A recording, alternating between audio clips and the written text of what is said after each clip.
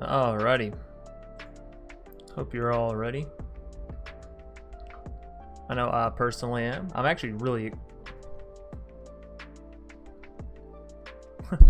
What's up with the... Hold up.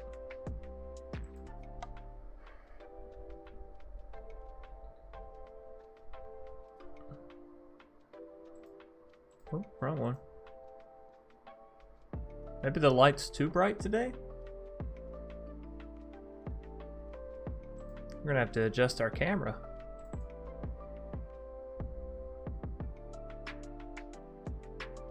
Well, hell, here it looks fine.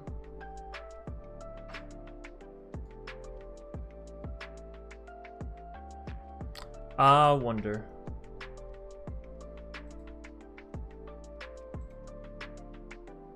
Okay. So it's just a like sort of white background showing through on my head. That's fine.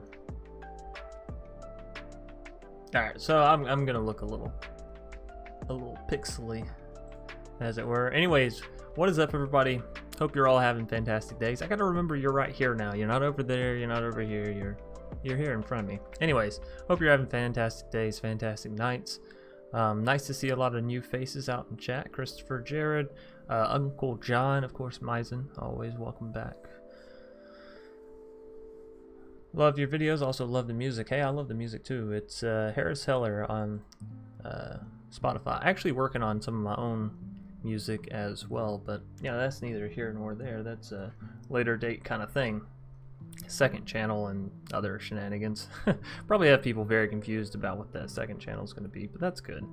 Anyways, today we're going to be looking at some of the decks that I've already brewed up. We're going to be trying to climb into Mythic, and we're going to be brewing some more decks. So we have a whole lineup of things to do basically today. So without further ado, let's dive into some of these that I've created already.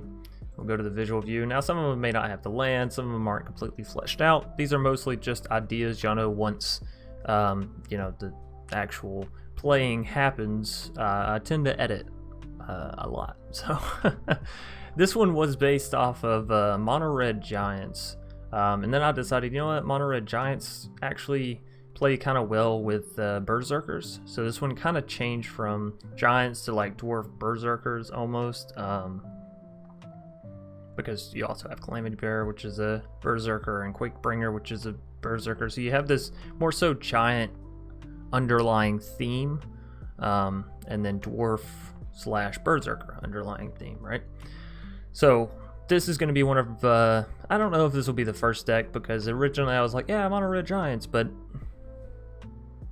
realistically Mono Red Giants are going to be very similar to what Mono Red already was, sub a few cards, and I just don't like to do that stuff day one. I'm fine doing that stuff, just not day one. So this deck, we do have Magda, Brazen Outlaw, again, Dwarf Berserker. Other dwarves get +1/+0. This helps out with your Birgi, or no, not your Birgi, I'm sorry, with your Axguard, your Torbran, and I don't think that gives you a dwarf, so.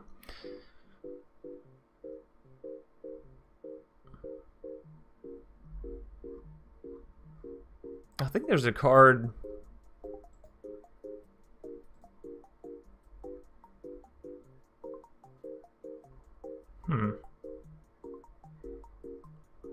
Maybe I took it out. I think there was a card that creates, there's a red card, right, that creates, hold up. We're gonna go on this adventure together. Yeah, 2 or 3 color giants are probably going to be the way to go. Let's sort by color, because I know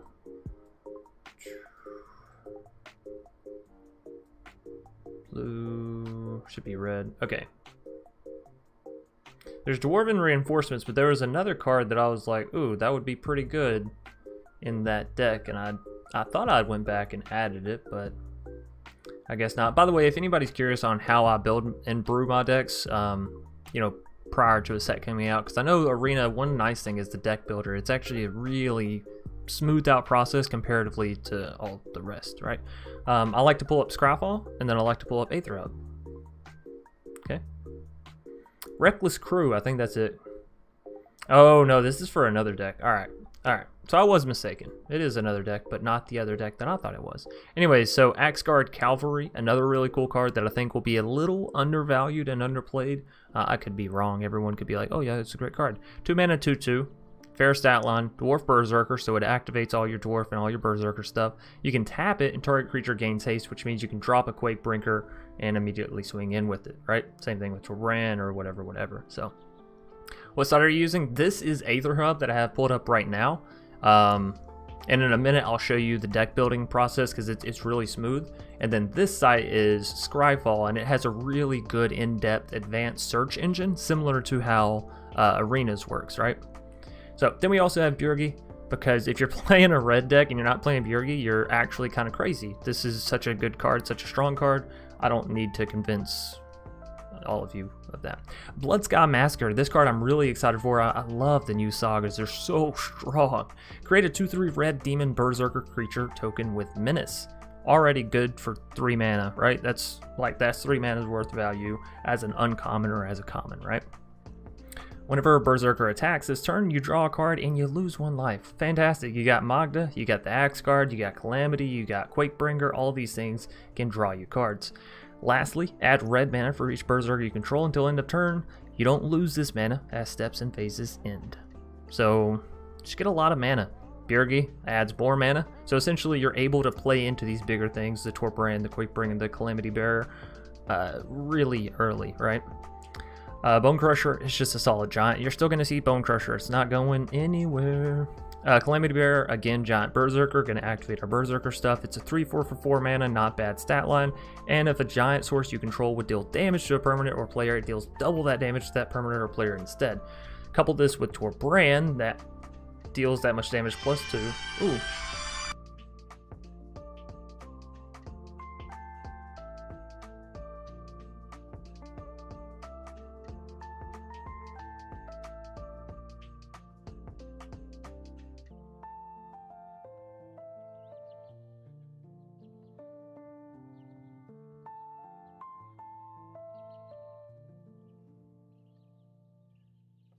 Sorry. That was Eva telling me if I do go back to town later, bring her sweatshirt because she's chilly. Anyways, Calamity Bearer deals double damage. Couple this with Torbrand. Now, I don't know. Maybe y'all can clarify this for me. How exactly does that work? Is it +2 and then double? Or is it double then +2, right? For instance, Bone Crusher, we use that that Stomp ability. Right, I think that would work, right? Anyway, Stomp. Does it deal 2 × 2, 4 + 2, 6, or does it deal 2 + 2, 4 × 2, 8, right? Something we'll be testing out, hopefully pretty early. Then, of course, we have Quakebringer, 5 mana. Your opponents can't gain life, super good in mono red. At the beginning of your upkeep, Quakebringer deals 2 damage to each opponent. This ability triggers only if Quakebringer is on the battlefield or is in your graveyard and you control a giant. You can also foretell it and then get it down for 4 mana. So if you happen to not have a 2 mana play, you know, make this a little bit cheaper. Alrighty, so pretty simple, pretty basic for mono red giants. Again, this was one of the first decks I created and I was kind of lacking in creativity. This one I'm really excited for. Mono red Bjergi Control. I think it's going to be something, and if not mono red, it's going to be Izzet for sure.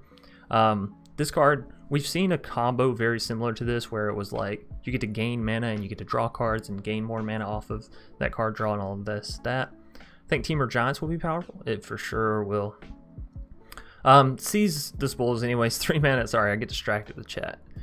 Additional cost, discard a card, not a big deal. Draw 2 cards, really good, and create a treasure token.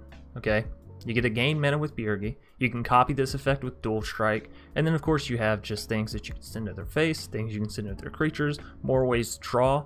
The mono red counter spell to Bolt's Trickery.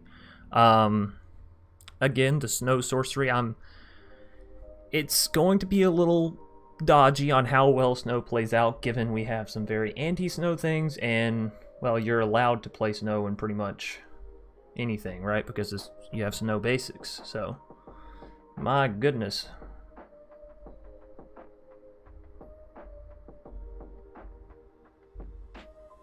Alright, so Tundra Fumarole, we'll see how well it plays out, but it is still good. Deal 4 damage to target creature or planeswalker. Add mana for each snow spent to cast this spell. So you could essentially kind of get back that same amount of mana that you spent to cast it.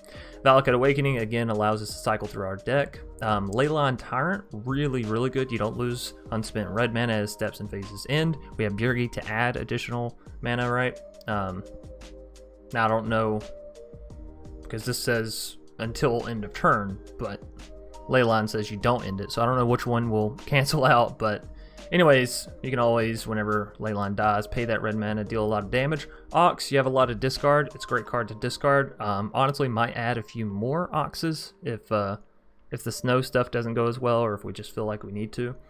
Chandra will be really good as it can restock our hand. And then we have Yukin, right? Because if we're going to be gaining tons of mana, why not? Crush the Weak, deal 2 damage to each creature. If creature would die this way, exile instead. I think it'll be good against those small decks that are sure to be running around. So that's gonna be mono red Birgi control, and we'll see. Maybe we end up the thing is, you don't want to run Storm's Wrath with Birgi, right?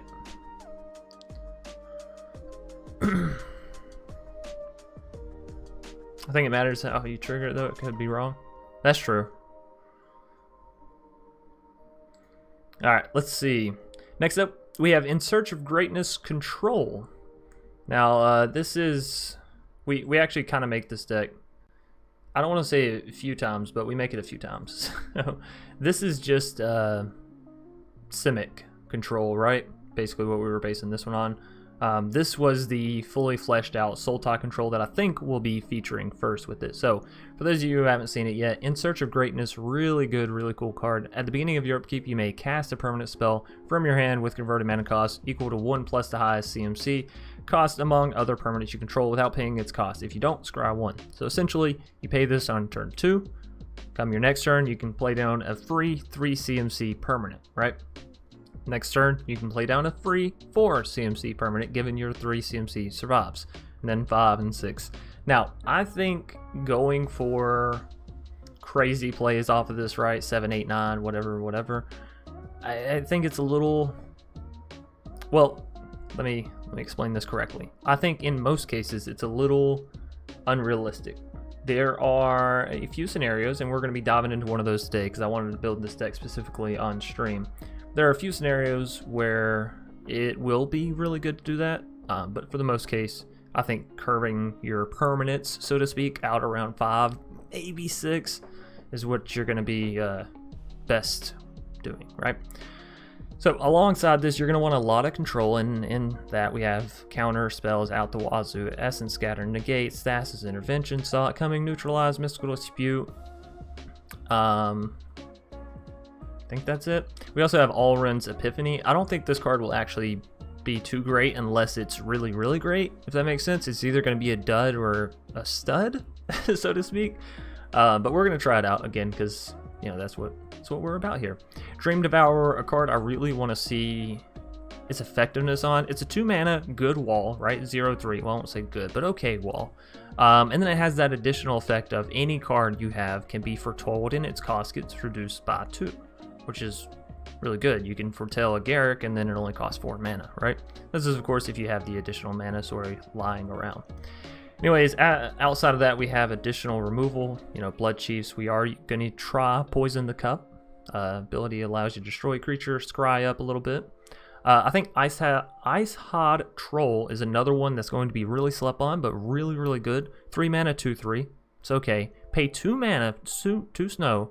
Gets +2/+0 and gains indestructible until end of turn. Tap it. A lot of people are saying, well, that's not great because you have to tap it, but it's very cheap, so budget players can pick it up. It's indestructible. It's super hard to destroy. Has 3 life, so it's not just 1. It's an actual solid blocker. It can go up to 4 damage, which means it can block against, you know, not Love-Struck Beast, but Questing Beast, right? I think it's going to be a really good card. Replicating Ring. Again, this will be one of those cards it'll either be a staple in the control decks because it's so good and so passively good, or because it's so hard to get into it and it will take a little while, you won't see it at all. So we're gonna, again, test that out. 3 mana, Snow Artifact, add 1 mana of any color. Helps add to all your snow spells, right? At the beginning of your upkeep, put a night counter on replicating ring. Then if it has 8 or more night counters on it, remove all of them. Create 8 colorless snow artifact tokens named replicated ring. So you get a lot more mana, right? Jorn, God of Winter, really good card. Whenever it attacks, untap each snow permanent you control, and there we go. Called Ring, the Rimstaff, I don't know. 3 mana snow artifact. You may play target snow permanent card from your graveyard this turn. If you do, it enters the battlefield tapped. I don't know if we actually have any snow permanents. I know we have a snow instant down there, but I don't know if we actually have any snow. Oh, we have the Orzhov troll, so that's good. And the replicating ring, so that's okay. Neutralize all that, saw it coming. Teferi, Master of Time, because we're trying to take a few extra turns, right? This is Sultai control, and I want some extra turns. Cosmos Charger, foretelling cards from your hand cost 1 less and can be done on any player's turn. You couple this with Dream Devourer, which allows any of your cards to be foretold, right? And it reduces their mana cost by 2. Cosmos reduces their foretold cost by 1, so you have to pay 1 less to foretell it and pay 2 less to cast it, which is essentially, you know, you're reducing 3 mana off the total cost of that thing, and you can do this during your opponent's turn. You can also flash in Cosmos Charger, and it itself has foretell, so really strong card. Shadow's Verdict, you're going to be a little careful with this as you do have a Jorn, but and you know, Ice Head Troll, blah blah blah, but sometimes you're going to need that that massive board wipe. Turgid, another one that I really want to try out. So Menace 4/5, whenever an opponent sacrifices a non-token permanent or discards a permanent card, you may put that card from a graveyard onto the battlefield under your control. We may need to go a little bit deeper into this if we actually want this to work, so I may end up taking it out of the deck, right? But we'll see how much sacrifice and all that kind of stuff other people are playing. Also, isn't there another side to this? There is, right? This is actually a really good card in the deck, and one that we probably end up playing more than the other side. So 4 mana legendary artifact, target player loses 3 life unless they sacrifice a non-land permanent or discard a card. So you just tap it, make them pay life, or make them discard or sacrifice. It's really good. Graven Lure, 5 mana snow instant scry X, where X is the amount of snow spent to cast this spell, then draw 3 cards. So you can end up scrying a ton, obviously, and then drawing 3, all at instant speeds. Really good. Alrund, God of the Cosmos, gets +1/+1 for each card in your hand, and each foretold card you own in exile. Again, we can foretell all of our cards. They cost less. We can foretell on our opponent's turn.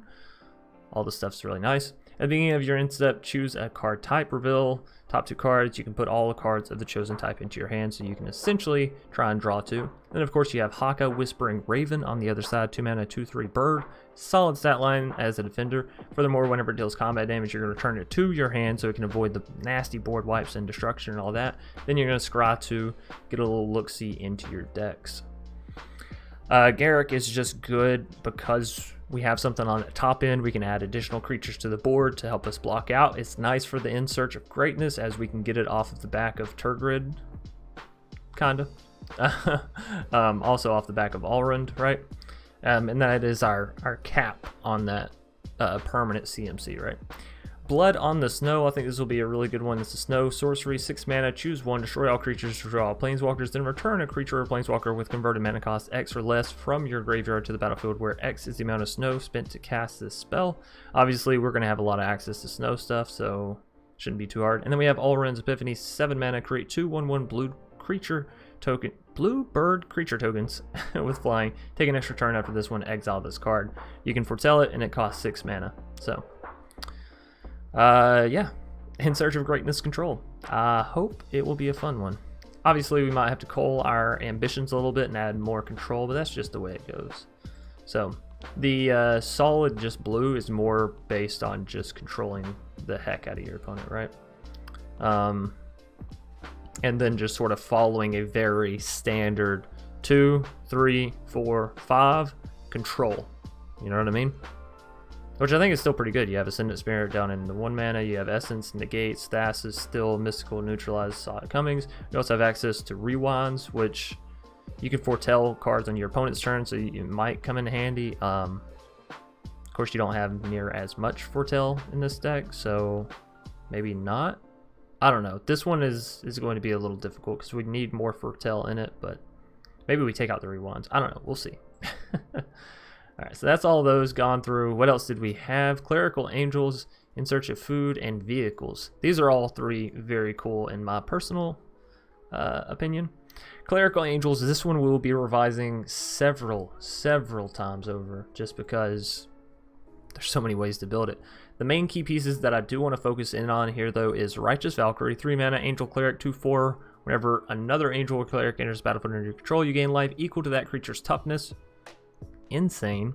As long as you have at least 7 life more than your starting life total, creatures you control get +2/+2. We already looked for that with our Speaker of the Heavens, right? So it's just, okay, sure, cool. Add another effect for us, right? Let's see, all these are old. Dream Devourer, it's a cleric, and I really dig the ability, so maybe it'll play well. I doubt it, but again, this is our first iteration of the deck, so to speak.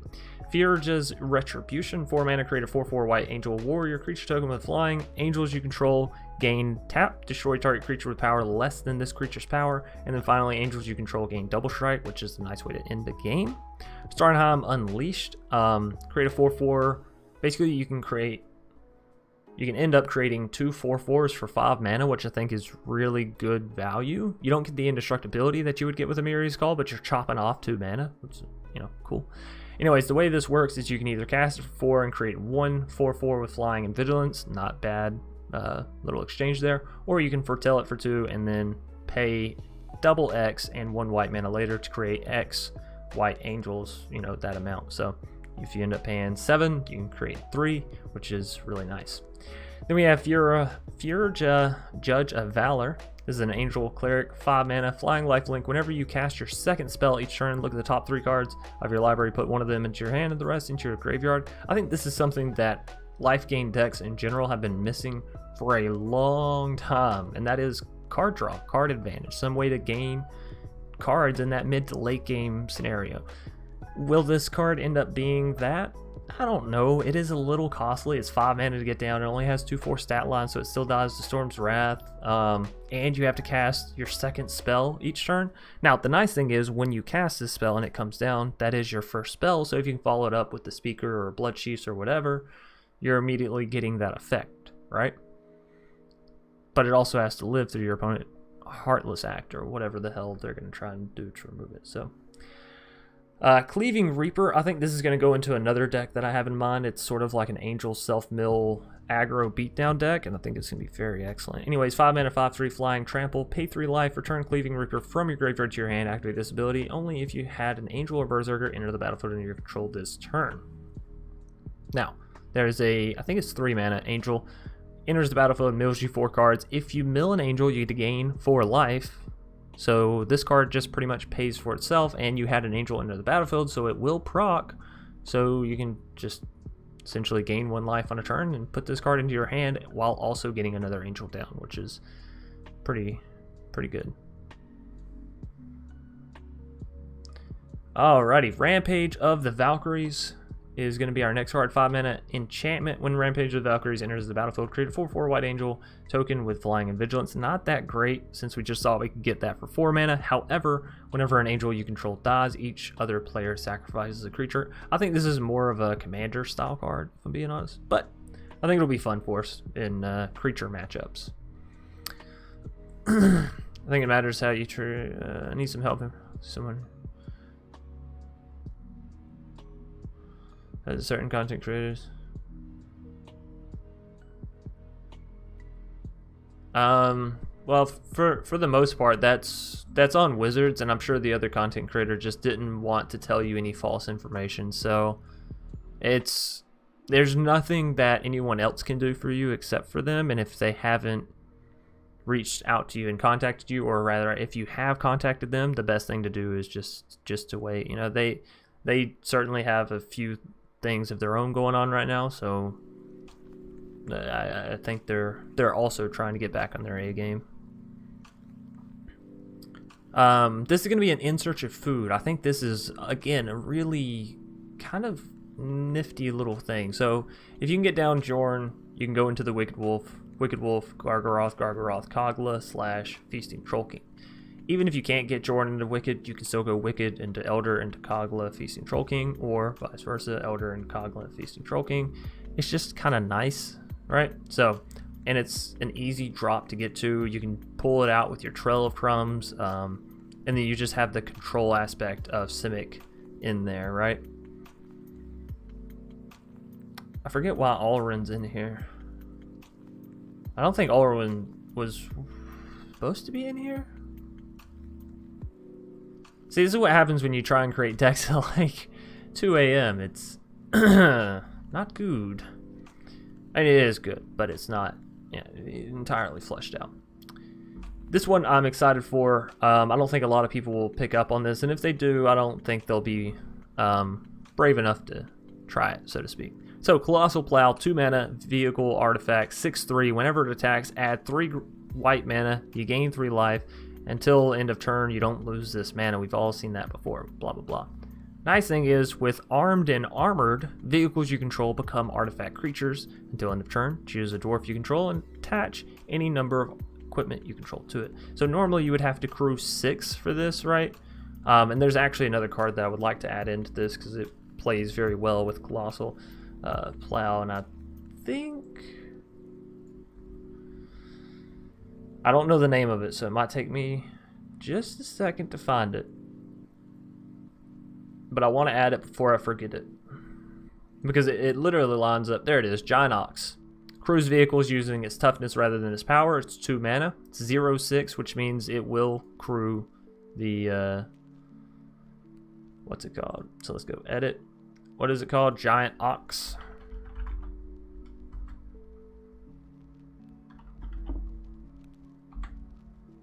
No. It is called Giant Ox. Alright, let's do...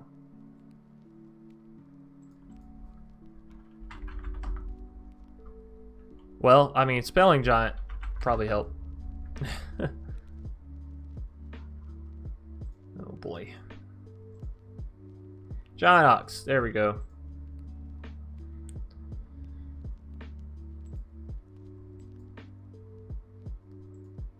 Alright, back to what we were talking about. So Colossal Plow, 2 mana, 6/3. Turn around on the next turn, you can use Armed and Armored. Instant speed, it becomes a creature. Now you have a 6/3 that swings in that also gains you 3 life and 3 mana, which you can spend to further whatever, right? So, it's kind of crazy, right? Get this down on turn 3. You can play another land, and you have access to 4 mana, which is really good. Get down the Maul. Depending on your kind of mana, you can get down Showdown, which can give you access to more cards. You can get down Halvar. You can get down Reckless Crew as well, right? So tons of things you can do by turn 3, which is really nice. But yeah, this is one that I think will sort of be like our Dark Horse deck. Not a lot of people see this coming, and I think it'll be kind of good. I really want Runeforge Champion to be good, and I'm gonna try some runes out in it, but alright, so I think that's it for the ones that I've pre-made up. Now, I want everybody that is in chat. Hi Pablo, how you doing? I want everybody that's in chat right now, if you have any ideas on decks that you want created, drop them in chat. Let us know what you're thinking about. Let us know what you want to see, right? Kaldheim has so many spicy brews. You know, Glorious Protector, this is another card I haven't even got to focus on yet, but I'm definitely going to build a deck. I won't say built around this, but with this card heavily in mind, right? It's a way to protect all of your stuff at flash speed for 3 mana. 3 mana essentially negate their board wipe. This comes down, it's the only thing that dies. All your other creatures pop right back out. So, you know, this is definitely got to be one. I'm gonna go ahead and pull it up because I wanna make sure. Now we are going to take. Also, I got to use Doomscar. I haven't even used Doomscar yet. Like, this is going to be such a crazy card, and I haven't even touched it. Anyways, now that we have dove into all of the decks that we are sort of lining up for right now, let's make 1, 2 more maybe. we'll use this Glorious Protector and probably Doomscar actually in both, and I'll go through and show y'all how I create my decks, right? Come to Aether Hub, Deck Hub, Deck Builder, clear this stuff out, and then boom, you have all the search stuff here, which is nice. It's okay. You can search for card names, search by sets. You can even search by artist, which is a little strange. But that's why I have this over here on Scryfall, so you can use the advanced search. And then it is very, very in-depth. And I do recommend reading these little teeny tiny pieces of text as they tell you how to actually use the site. So, diving into our next deck, I said I wanted to use Glorious Protector. It's a 3/4. You can foretell it. Protects all your other creatures. Non-angel, sorry. Right.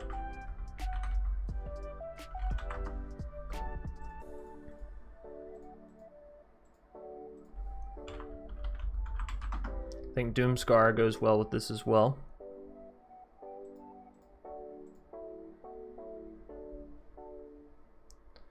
Now I'll show y'all the nice thing about this. So we want to find enter the battlefield effects, right? Because that's what we're going to be trying to play with our protector there. So we're going to go future standard for legal, and this will show us all the cards that will be legal once Kaldheim drops. So sort it by CMC. Now we can, oh, actually no, another thing I need to do. We want to name only creatures, right? Because Glorious Protector, we're scooping up the creatures. So these are the things that I'm specifically looking for over here. Alright. So, Doomstar, Glorious, Creature, enter the battlefield, future standard, CMC. Alright, so we have Archfiends when it enters from the graveyard. That's not an effect we can really proc, so maybe not. Chain Web, that's a cool effect. It can take out flyers, grant us only one. You know. Second spell, that doesn't really affect us. Gilded Goose, that is a nice one. So maybe we have a Selesnya food option here, right? Because you can also exile the wolves, and then whenever they re-enter, they get to fight. So, Kogla, also, whenever it exits and re-enters, it gets to fight. Honestly, this In Search of Food could probably do for going Bont. Maybe we take out Jorn. What is Glorious? It's a 4. Maybe. Alright, so Gilded Goose, Selesnya, Food, Glorious Protector. Definitely viable. Esper Rogue Glorious Protector, right? We could scoop up all of our rogues for 3 mana, instant speed. We're already trying to save all of our mana for instant speed. Then whenever the rogues re-enter, all of our Thieves Guild Enforcers re-proc. It's really good. Alpine Houndmaster. Do we have a whole lot of enter the battlefield effects with warriors? I mean, I know this one specifically is really good, so we could like scoop it up plus all of our other attackers, right? If we're doing this in a Winoda deck, it's a non-human, so it can proc Winoda. You can get it down for 3 mana, which is nice, though generally you'll be using it, like I said, as that board wipe buffer, so to speak. Charming Prince works very well, allows you to scry, gain 3 life, or re-enter another one. Cleric of Life's Bond, but that goes back into the Cleric deck, and I'm kind of looking for token deck with Selesnya. Yes. Well, here's the thing. You don't want to exile tokens with this card, because your tokens would just be gone. So, want to be careful about that one. Daxos isn't bad, you know, just gain tons of life.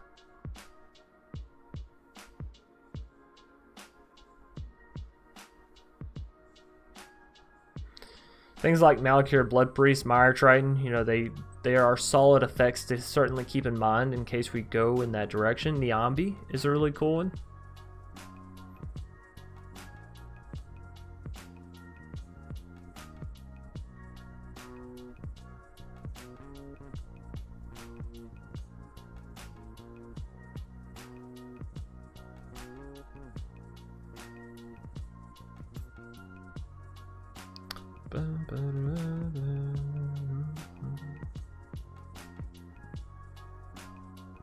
I'm not seeing anything else here.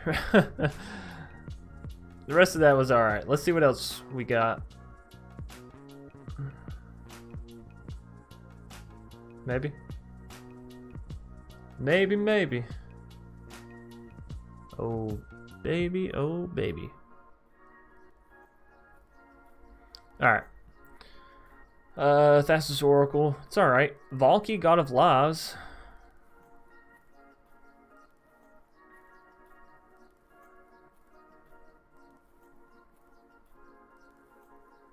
It's not bad.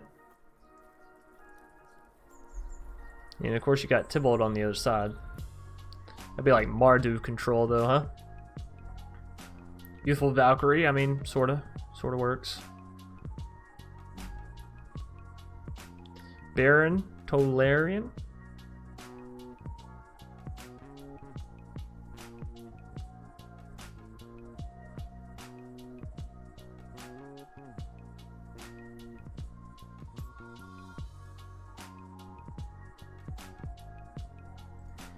What else? What else? What else? Lana War, but that kind of plays back towards Selesnya, right? You wouldn't want to scoop enchantment-based creatures up. Unless Archon. Archon would be a pretty good thing with it, right? If you had enchantment creatures. Alright. There is Glorious Protector.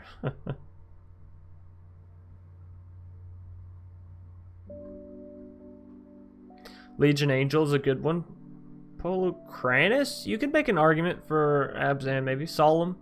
Pretty good. Enters the battlefield, you can search for a land.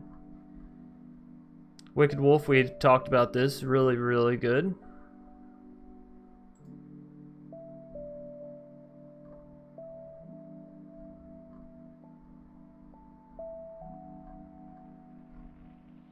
Terror of the Peaks. Now that's interesting.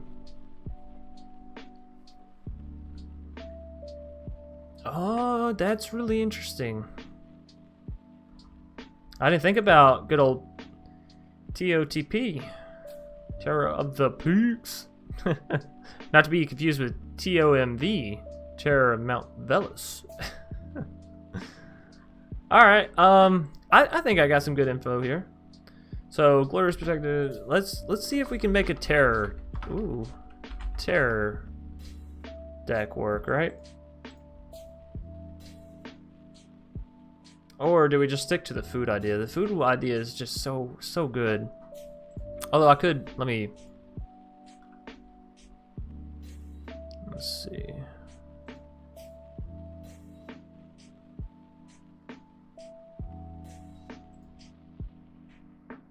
I think I was confused on which deck I was editing last night. That's what it feels like.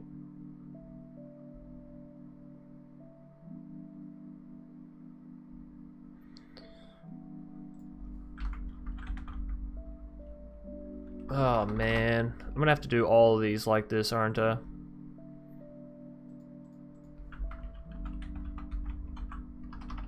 Isn't Glorious?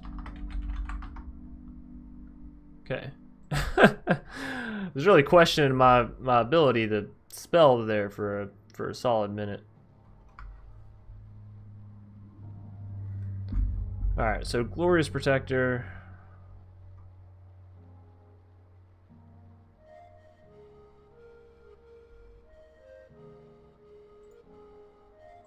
Honestly, I think it ended up being in there as a 4 of, and I think this would be like a Yorion 80 card deck kind of deck. Because you can even play this, right? And then give your wolf indestructible and it just skirts right around it. And then you'd want... and maybe some...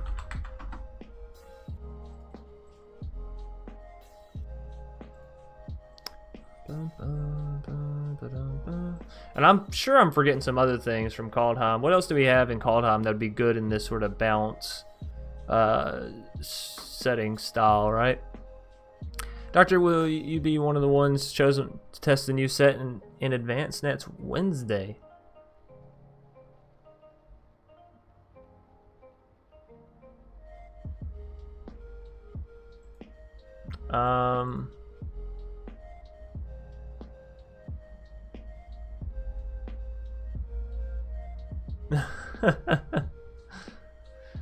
You Berserker girls make only 2 decks a day.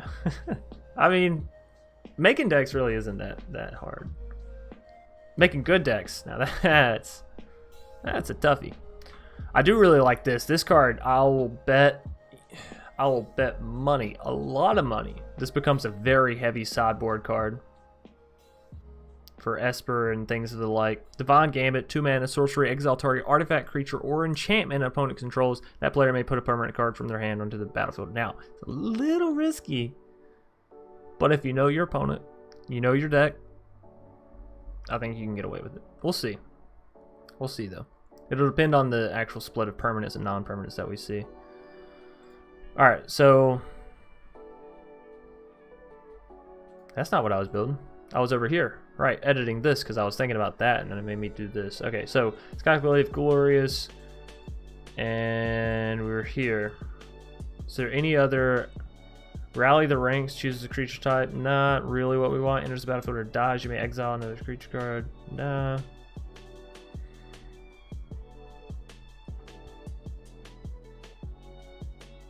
Flash, first strike, enters battlefield, exile up to 1 target attacking or blocking creature. That's kind of good, yeah. That's kind of like another Skyclave. Let's. My goodness.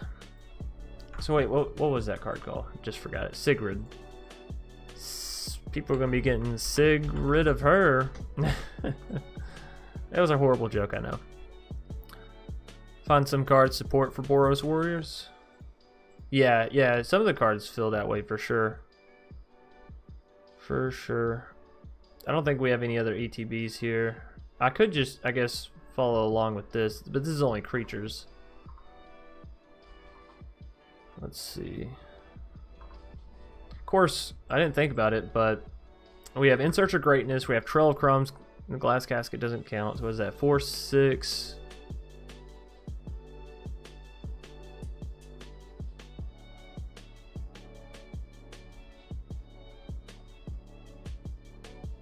That's not really enough, okay. I was gonna say, if we have enough, we actually can play Archon here. Which maybe we do play Archon and we play an Omen or something, right?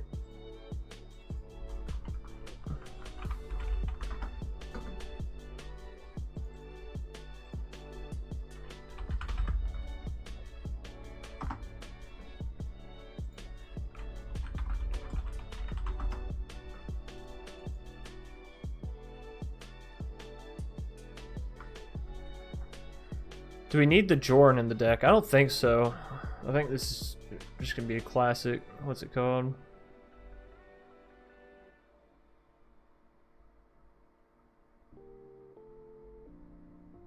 And what else do y'all think?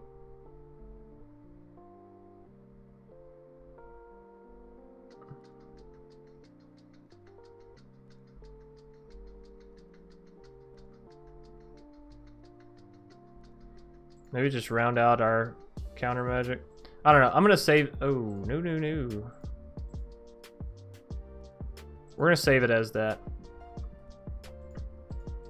Now where were we? Warrior's Protector, Terror of the Peaks, Doomscar. So this would be.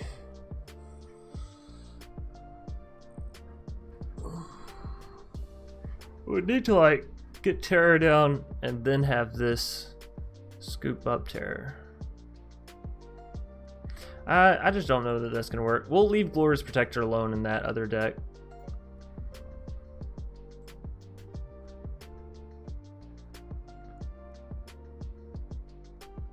I think this card will be really good as well. Maybe we make that Esper control I keep talking about. Most of your content creators get the early access.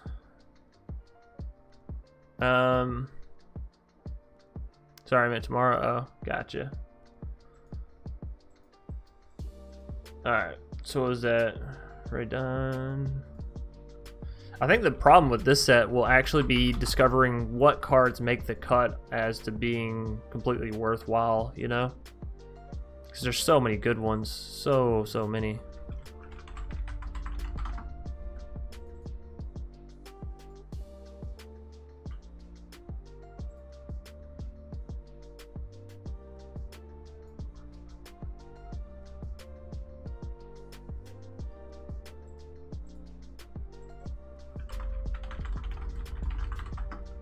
Oh no.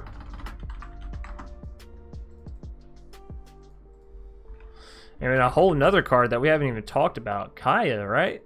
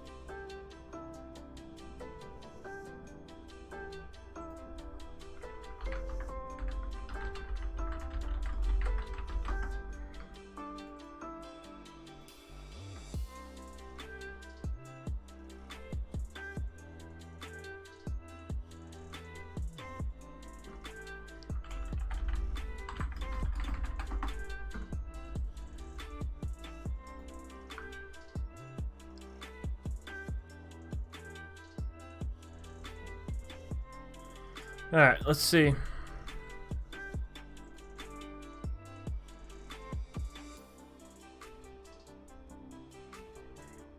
Esper control. What do we got by means of Esper control?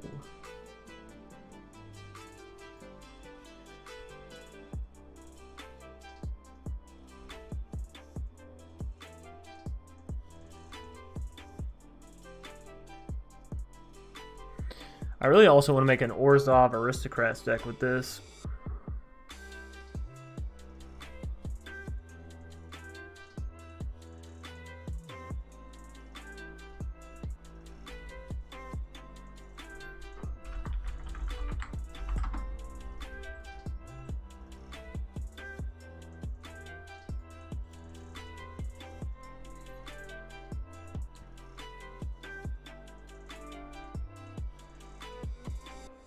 Oh, we also had to make a Grixis control deck with Valky. Right. So many decks to be made.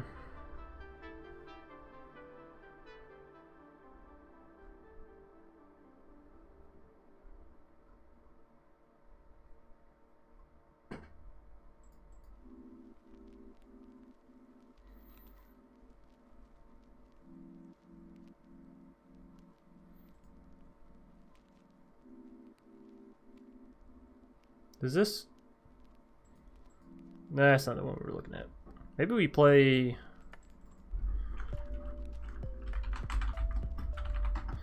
Doom Foretold, maybe? Yeah. Yeah, remembering card names is hard. I don't feel like we have enough permanents in here. I get what you mean with the Doom Foretold, and I definitely think a Doom Foretold deck can be made. I was more so going for like the classic Esper Planeswalker style of control, like what we saw before with the Teferis and that kind of really annoying stuff. We have Disdainful Stroke in Standard again, and I'm not gonna lie, I'm very tempted to play some Disdainful Stroke. Oh.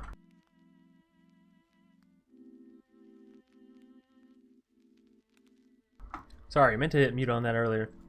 CGB made 50 decks for tomorrow. Yeah, I saw that. That was good. Good job on his part. I like that. That way, any deck that anybody makes, he can be like, I already made that deck. I like that a lot.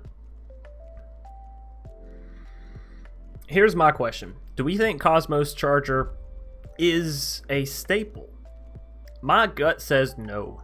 It's too costly. Too costly for not enough effect, right?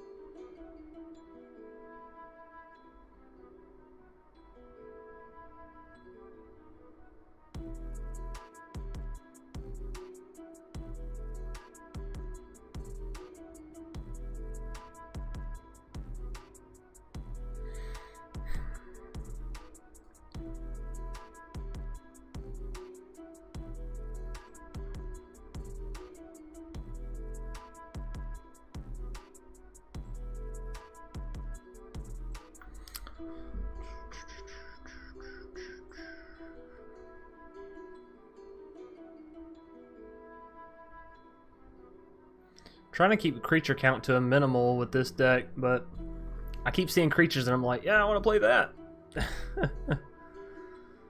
Don't do it, Chance. Don't do it. Alright, so then let's add in some things that we know we want. We have Poison the Cup. Let's do Blood Chief's Thirst. It's always a good one. We're gonna need some card draw besides just Graven Lore, as much as I do enjoy it.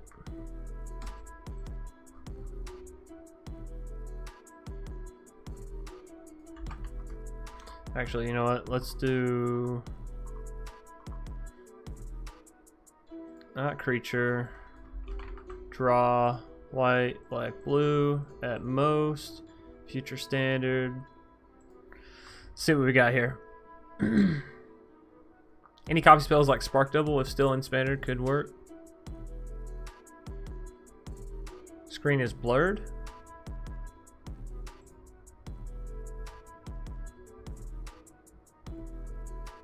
Oh, you mean on YouTube? It could be the bit rate. Y'all let me know if it keeps happening. It also could be because I'm swapping around so much, so. Alright, so sort this by CMC, and this is all the Esper cards that allow us to draw. So we're going to find our draw engines here. We have Village Rites, which again, we're not trying to play a super creature heavy deck, so probably not that good. Frantic Inventory, that is one to keep in mind as it's alright. Niambi allows you to balance a creature. It's sort of okay. My screen is fun? Okay. I was about to say, it could be their internet, it could be my internet, you know. Card draw. We have Baron. Turn creature, but again, it's creature, so.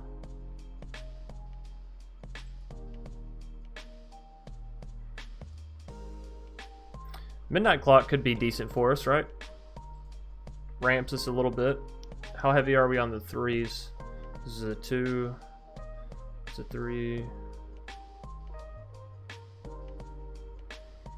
Let's throw at least one in there. Oh, Nico Eris. I completely forgot about you. Enter X shard tokens. They're enchantments with pay 2, sacrifice this, scry 1, then draw a card. Okay, and it's 3 mana. Great, gotcha. After one target creature you control can't be blocked this turn. Whenever this creature deals damage a turn, return it to its owner's hand.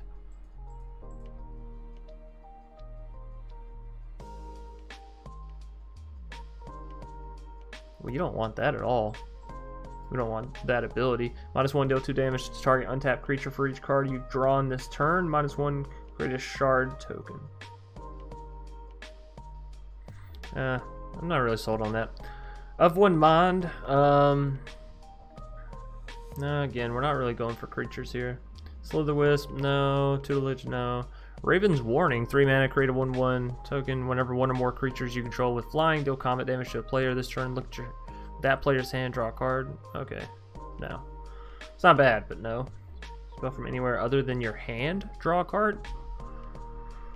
I mean, I guess that's really good with Foretell decks, right? Adventure cards, escape cards. Oh, it's funny since that exciting at returning will work.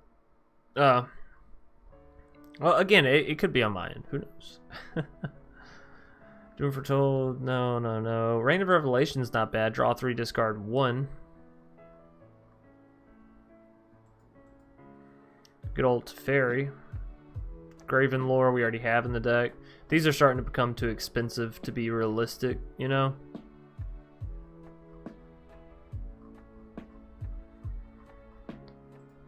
Alright. I don't want to just do Frantic Inventory, honestly, but it doesn't seem that bad, right? We need some card draw. Maybe I just throw into Fairy and I let the deck draw as it does. We're going to save this as is. We'll call it Esper Walkers. Kaldheim.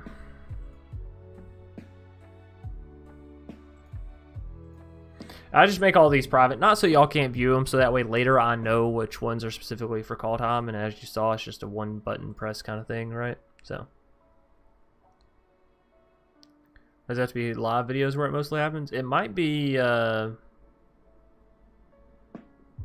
no, because you said your Wi-Fi is fine. I don't know. I don't know, honestly. I want to make something besides just control. We've been making control. I want to make an aggro. I want to make some aggro decks. Let's make a warrior deck, shall we? Back through all this shenanigans. Hope you're all still having a fantastic day, by the way.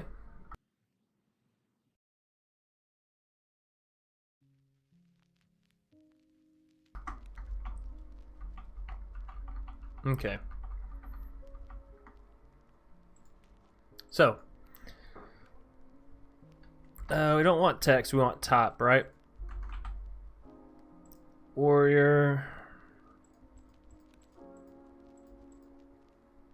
Future standard.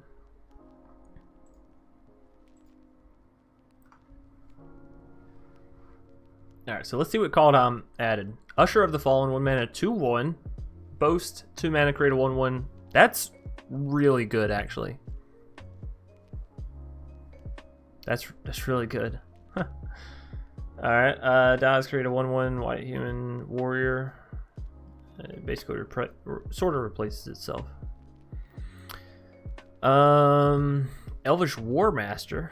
Whenever one or more other elves you enters the battlefield under your control, create a 1/1 elf warrior. This ability triggers once. Okay, so that's more elf. I mean, it's still warrior, so it'd still sort of work with the Winoda warrior deck, right? Whenever a creature you control with death touch deals combat damage to a player, that player gets 2 poison counters. Now, is this the only place poison appears?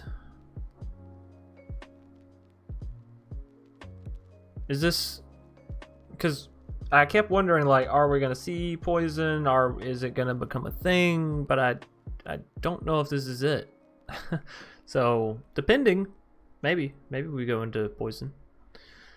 Cole, the Forge Master. Creature tokens you control that are enchanted or equipped with +1/+1. No, that's not fitting. Creatures you control get +1/+1 until end of turn. 2, 3 mana. Nah. Whenever you cast a creature spell of snow of any was spent to cast that creature, it enters the battlefield with an additional +1/+1 counter on it. That's not bad. It's an elf warrior, so we could go turn 3 that into a Winoda, which would be, what is Winoda normally, like a 4/4 or something? So it'd be like a 5/5. Menace. That's a little too far out of our things. Other warriors. This is the one that we would be basing this warrior deck off of. Basic Troll Warrior. Ice-Hide Troll is really good, making a really good argument for Naya Winoda.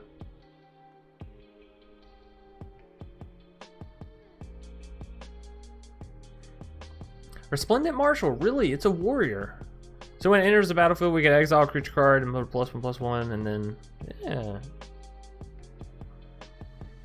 I think that would make it. We also have Sigrid, that's a human warrior. That's really, really good.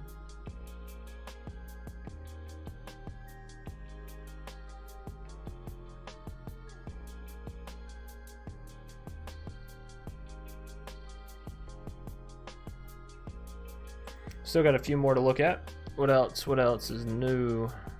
Winoda is 4/4.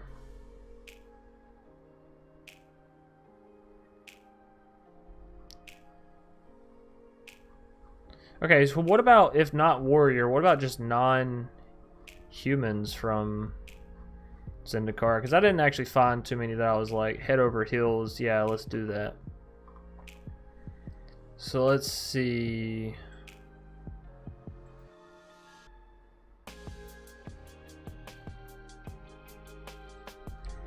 Let's go human. Not a human. And we don't want to allow partial types. Future standard. Oh. We do need to put creature here though as well. So not human, but is creature. So this should show us all of our creatures that are non-humans. Oh, okay. One more thing. Is creature, not a human. Sorry.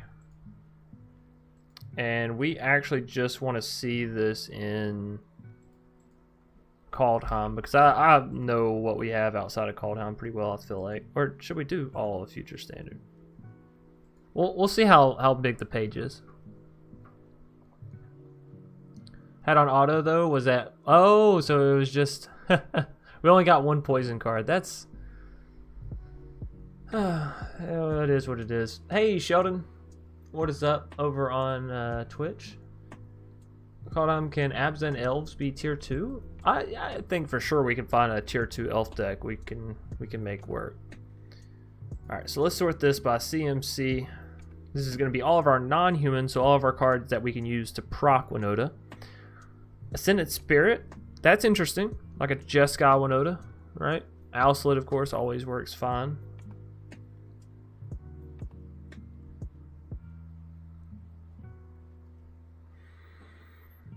We're mostly just going to be stopping at the new cards, but I wanted to see the old cards just in case there's one that I've forgotten or have missed. Staunch Shieldmate, that's interesting that that's a dwarf actually. I have a deck in that with that card later or earlier we showcased. Axguard Cavalry is really interesting with Winoda, right? Target creature gains haste until end of turn. So it can proc Winoda, and if not procking Winoda, then it can have something else attack with haste, you know? Interesting in the very least.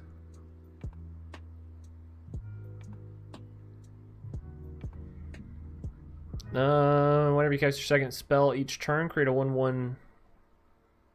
That's 2 mana? You cast your second spell each turn. So if you did Winoda Weenies with Clarion Spirit, you could proc Winoda a ton, right? Get it down on turn 2. You played something on turn 1. That's 2 creatures. Turn 3. Play another creature. That's 3 creatures. Play 1 more. 4, 5 creatures. Turn 4, you drop Winoda. That's 5 procs on Winoda.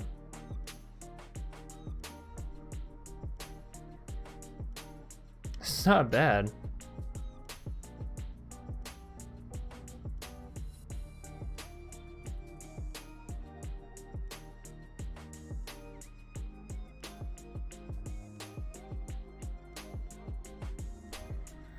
Whenever one or more other elves enter the battlefield under your control, create a 1/1. Same thing here though, right?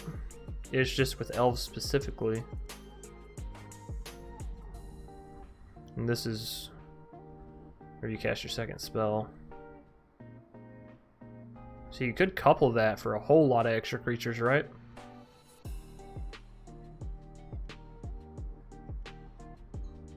That green poison card is starting to smell overrated. Is it really? That 1 poison card gives all death touch poison? Ooh, that's kind of nice. Alright, enters the battlefield. Create a 1/1. Yeah, maybe we could do an elf Winoda deck. Dwarf Berserker, 2 mana, 2/1, and you can boast it for 3 and create a red dwarf Berserker creature token. That's actually a lot more powerful than you think, because in those mid-late games sort of situation, that helps you come back, right?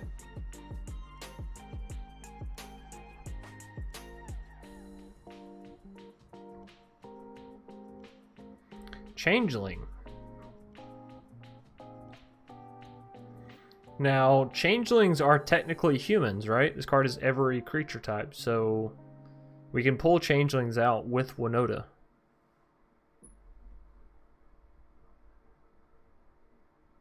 That's something else we got to look into, man. There's so many variables here.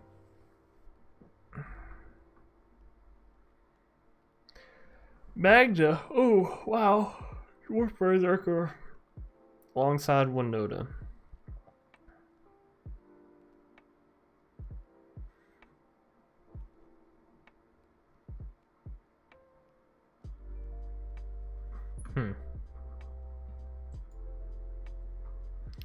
Dwarf Winoda. Yeah.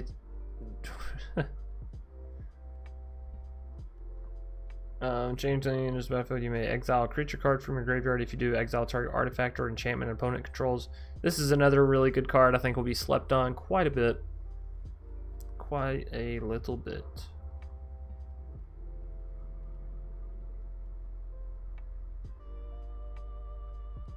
Not seeing anything else too standout-ish here.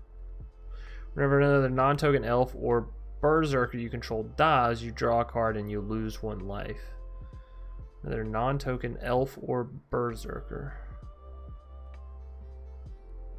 So I could do like a Mardu Winoda berserker, right?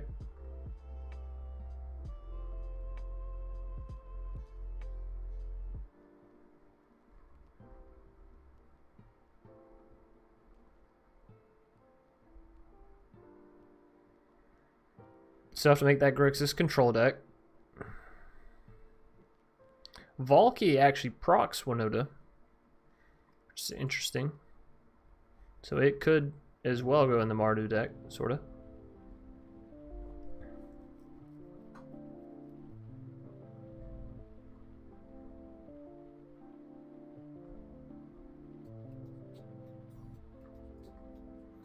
We're gonna come up with a million bajillion answers here though, yeah? Let's tell you what we have as far as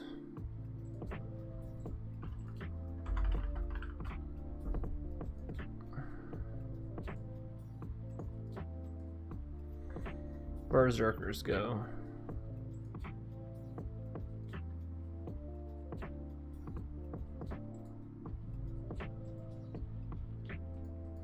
Sort this by CMC. Because I think we could make a Winoda berserker deck pretty easily.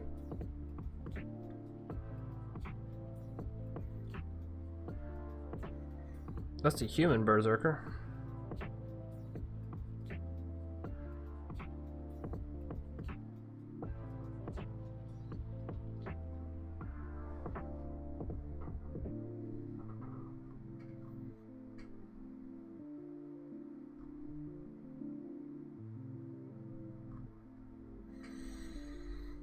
We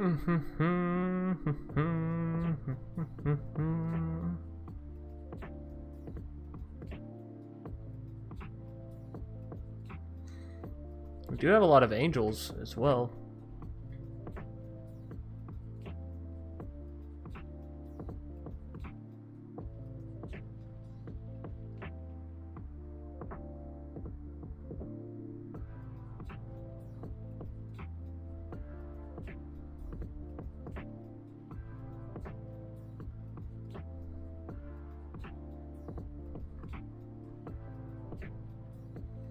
Oh, and this is only... Okay.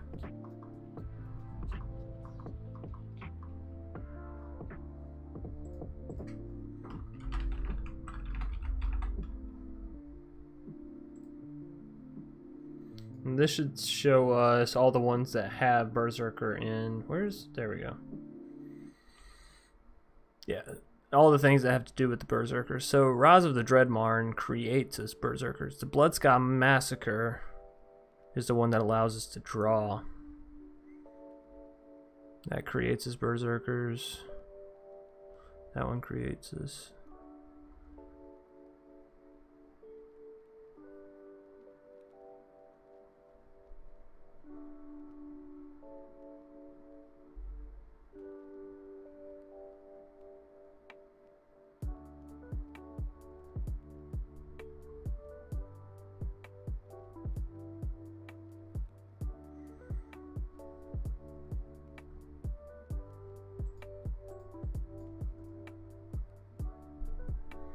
Okay, so we would do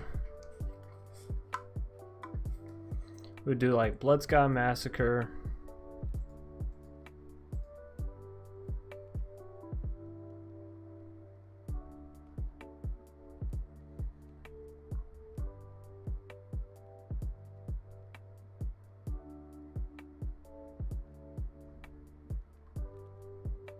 I just don't think Berserker's Winoda is proper. Not Mardu, at least. I feel like berserkers should stick to Rakdos. I feel like trying to make this white is just like excessive, you know? Because we don't have anything here offering from that, so we'll figure it out. But I don't want to make that. I don't want to make that deck. I don't think it's going to be worthwhile. Berserker deck, sure. I think that'll be something. Maybe we go for that that aggro deck I was talking about. Son of a bitch.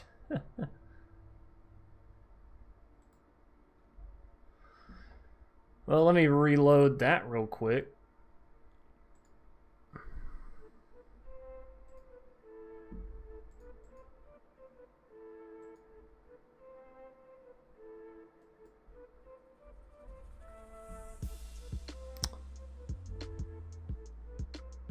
Alright, everything's still fine. Okay. Cool. Sorry. I accidentally just exited out of my tab. So, what was I talking about? Right. Using that, close all this, close this.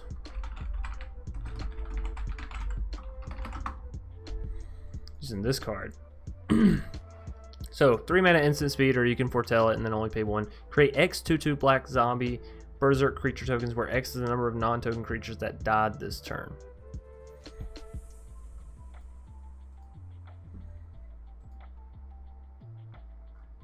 And then I want to see.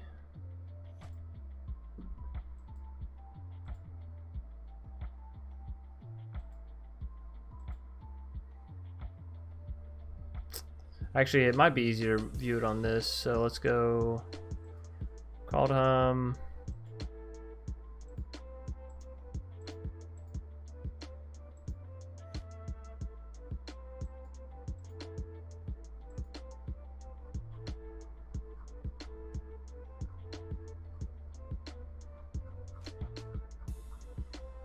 Okay, search by CMC. All right. So our goal here is to make this valuable, right? Rise of the Dreadmar and 3 mana instant speed. We're going to be trying to out-value, out-tempo, out-aggro the destruction. So what did we get from Kaldheim? Usher of the Fallen's not bad.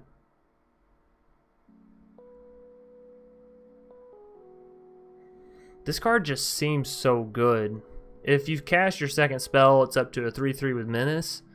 For 2 mana, that's really strong. Next turn, you have a 5/5 with Menace? Like, that just seems so good. We'll see, but...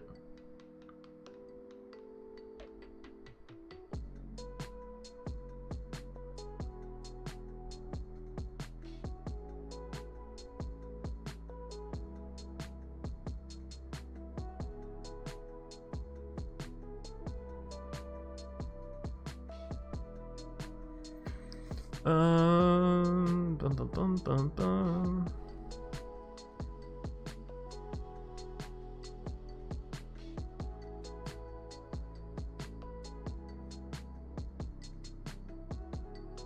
Whenever another non-token elf or berserker. You're a berserker, but I don't know that we're going to be playing into it. Suppose we could. We'll throw it in there. We could always take it back out.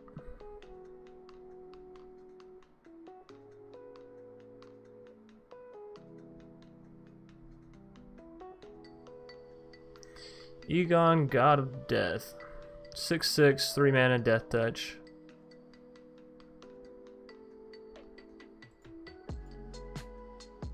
I think we try it out.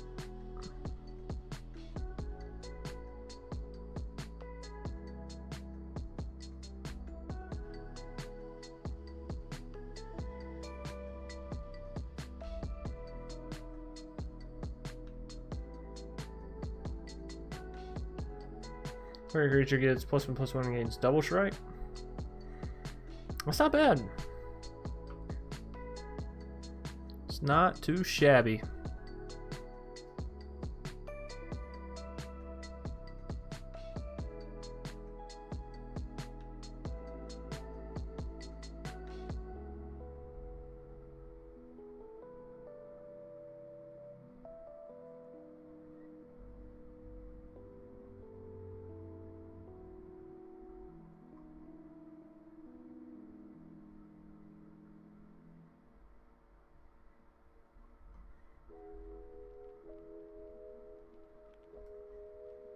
Alright.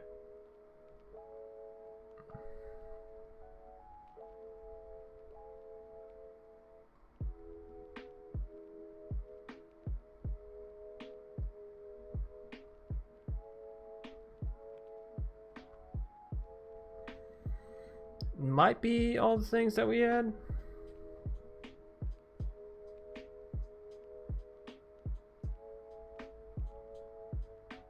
But I didn't find as many elves or berserkers as what I was thinking or hoping for. What's it called?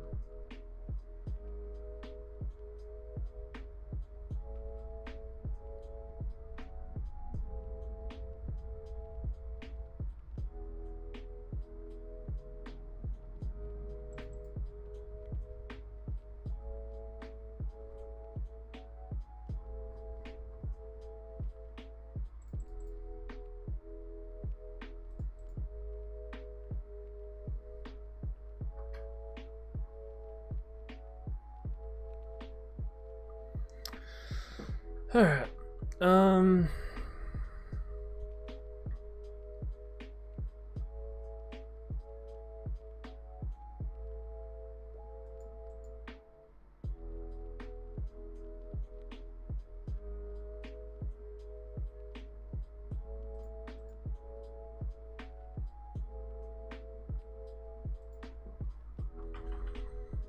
What is that card called?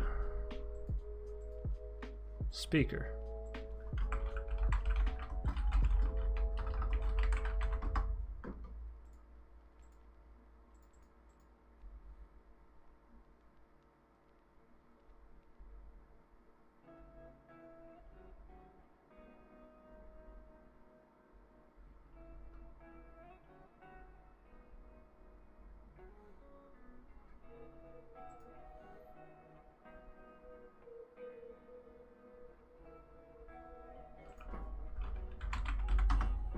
X-Guard Cavalry looks pretty good, giving haste to a creature. Yeah. Yep, I do enjoy that card actually a lot myself.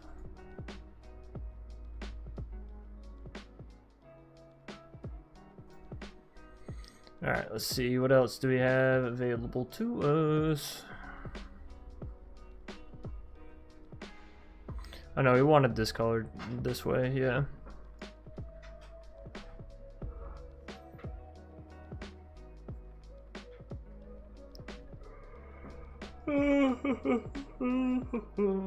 Do we want Glorious Protector in this deck?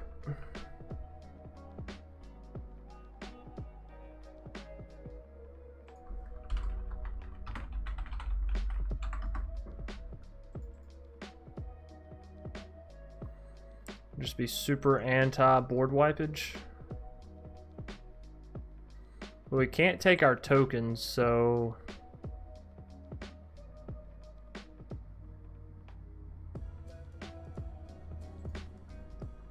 maybe we're focusing on the wrong stuff here.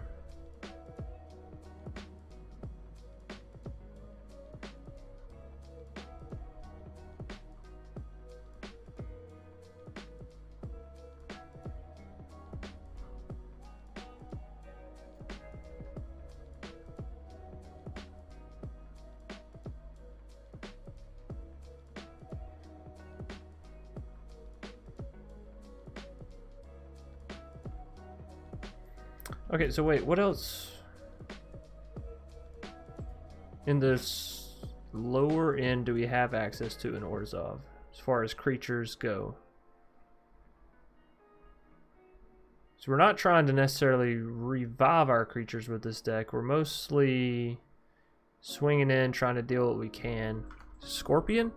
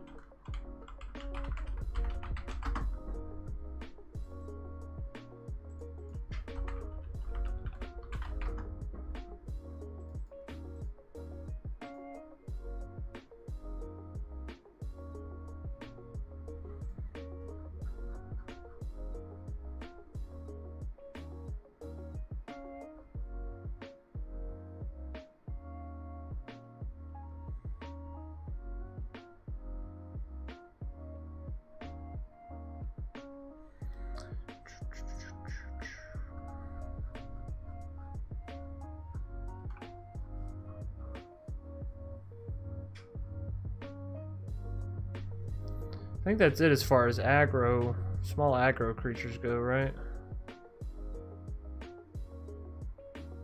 I really need more card draw. And we're right back to searching for the draw.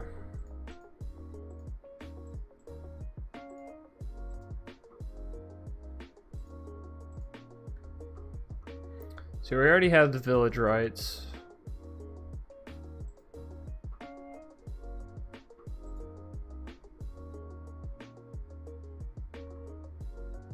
Skimfar Avenger, do we have enough berserkers? No. Nah. Egon does give us some card draw potentially, but we'll end up losing the creature if it's given card draw, so.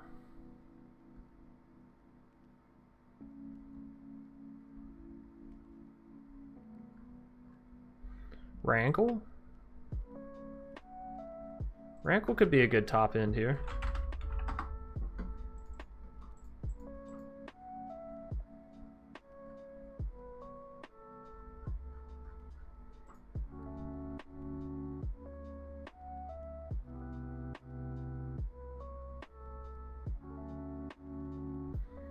Alright, this is a Rise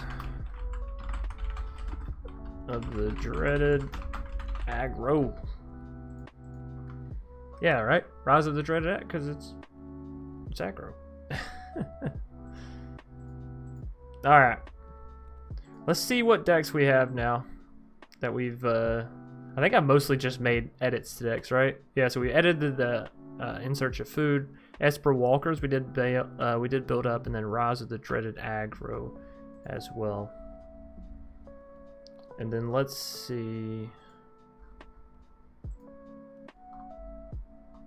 Oh, okay. Let's sort by rarity. What cards have we not dove into? Alrund, we did. Alrund's Epiphany, we did. Battle Mammoth. Oh, right. I knew there was a deck I'm missing. All right, so I have an idea for that one. Goldspan Dragon. We are missing a Jeskai control deck.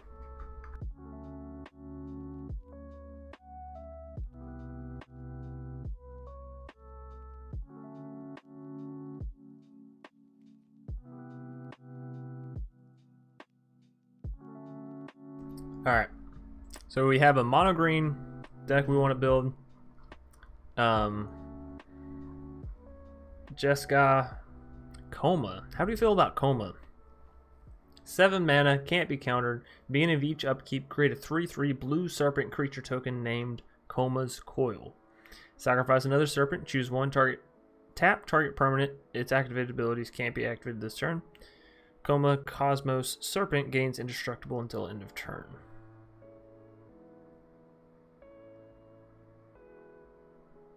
Seven mana though.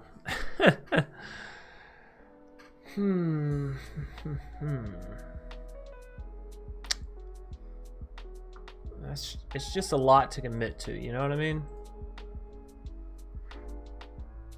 Reflections? Oh yes, we do need to make a Reflections deck as well. That is correct. Orvar the Allform. Whenever you cast an instant or sorcery, if it targets one or more other permanents you control, create a token that's a copy of one of those permanents. I think we can go ahead and actually set this up a little bit. Oh, went right back to my own decks, huh?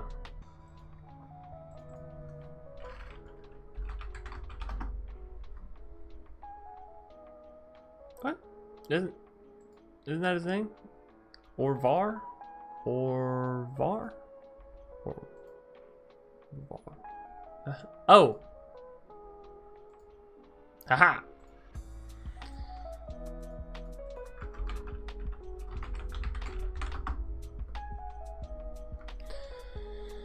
Choose creature type whenever you cast a spell of the chosen type, copy that spell.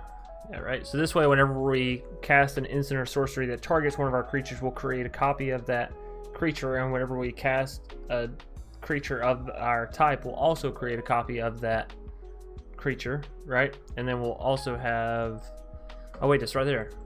This So when we choose a creature, all of our creatures will enter as copies of that creature. Correctamundo. And there was something else that I wanted to do.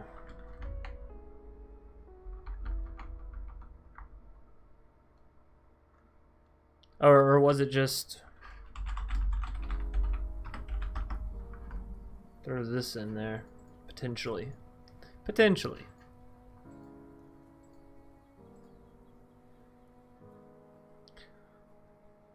Reproc the reflection. Lithoform? Oh man.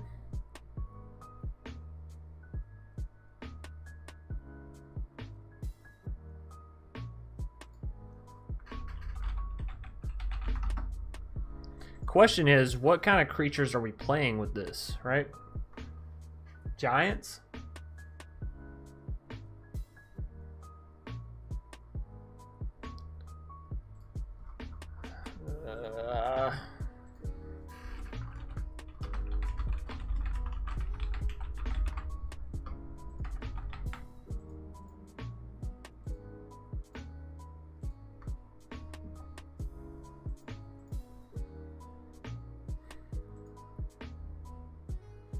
So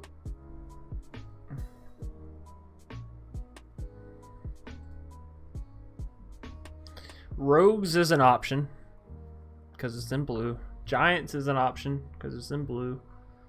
Wizards are an option. Rogues, wizards. I guess clerics kind of. Terror of the Peaks would be nice. Yeah, you want your cake and you want to eat it too, huh?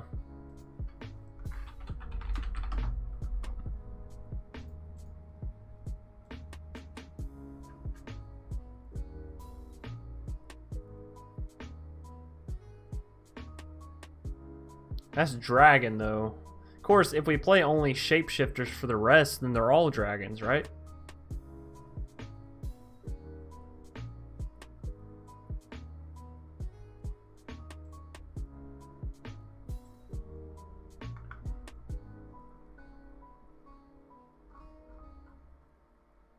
What are these? Enter the battlefield? Yeah. Oh my goodness. It's definitely got to be giants. You got Croxa.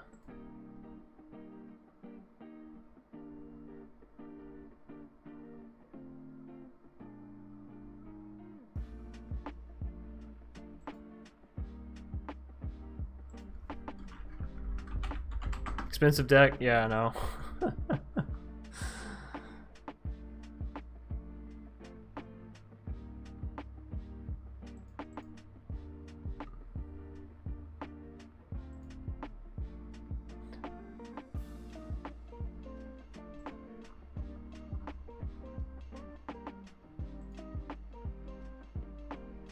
What else do we have access to? Hush up, phone.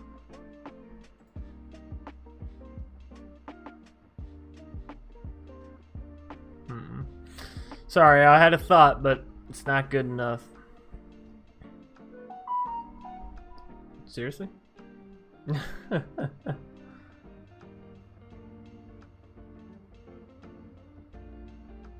Alright.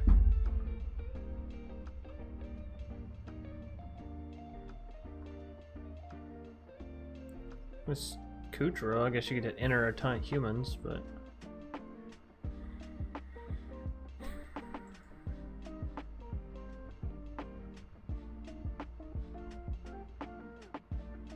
Humans, elves.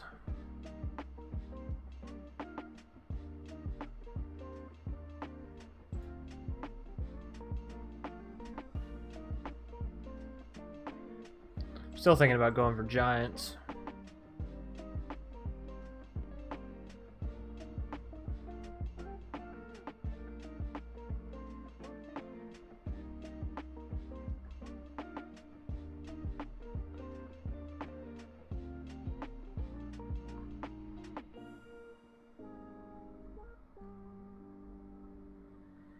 Soldiers? You got a lot of soldiers as well.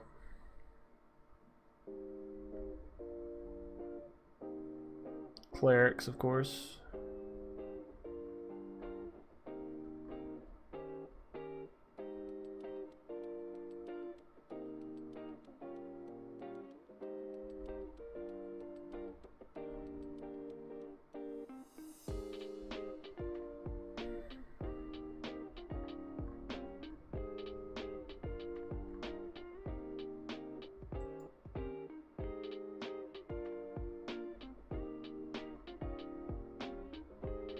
Alright, I think it has to be giants.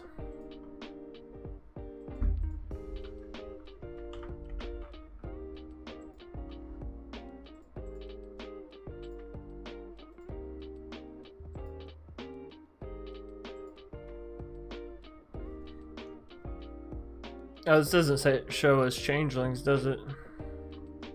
No. Alright. Whenever a creature or planeswalker an opponent controls is dealt excess damage, if giant, wizard, or spell you control dealt damage, this way draw a card. Oh. That's a little complicated.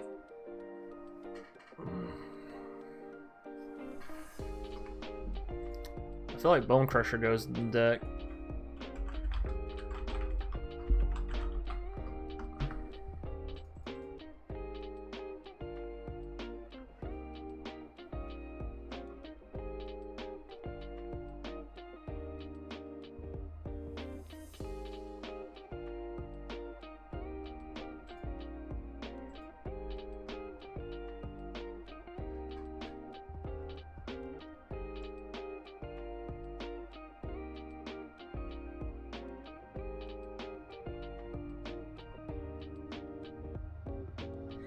Quakebringer for sure, right?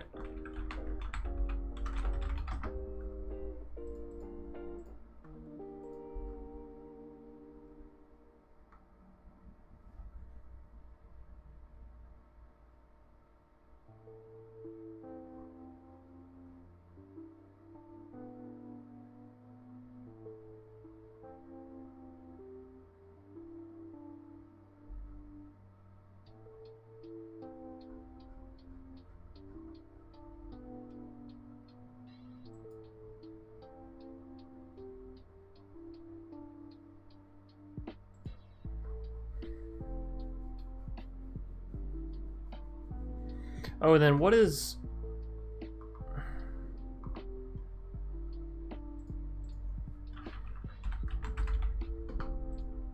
What is that card that like boosts your giants and Fire Giant's Fury? Yeah, yes. Target giant you control gets +2/+2 and gains trample until end of turn. This will help us with the Orvar. So what was it? Giants something? Fire Giant's Fury.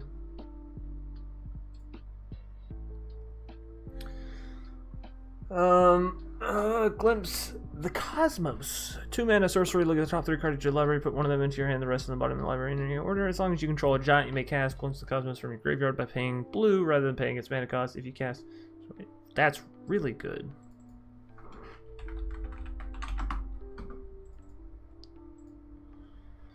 Invasion of the Giants. 2 mana, scry 2, draw a card. Then you may reveal a giant card from your hand. When you do, Invasion of the Giants deals 2 damage to target opponent or planeswalker. Okay, so we can deal 2 direct damage. The next giant spell you cast this turn costs 2 less. So let's see, turn 1, turn 2, that'd be turn 3. So turn 4, you could potentially get down a 6 CMC giant. The only one you have is grasping, so right? Or wait. Damn it. I should really start opening these in other tabs. Well, Invasion of the Giants seems fairly good. We'll see though. Whenever a creature plays working your opponent controls, damage. Draw a card. Excess damage. I just don't know how often that's going to be happening. And 3/3 for a 3, like 3 mana for a 3/3 that could have 0 effect. I just don't know. I feel like Calamity Bearer should be in the deck though, even though it doesn't have an ETB effect. Some good sagas you may be able to fit in. Yeah. That's what I'm trying to figure out.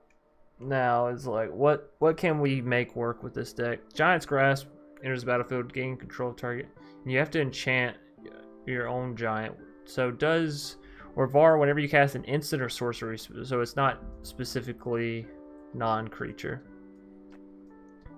Tectonic Giant. This is a giant I kind of forgot and slept on for a while. Battle of Frost and Fire, 5 mana, deals 4 damage to each non-giant creature and each planeswalker. Scry 3, whenever you cast a spell, we convert it back as 5. Draw 2 cards and discard a card.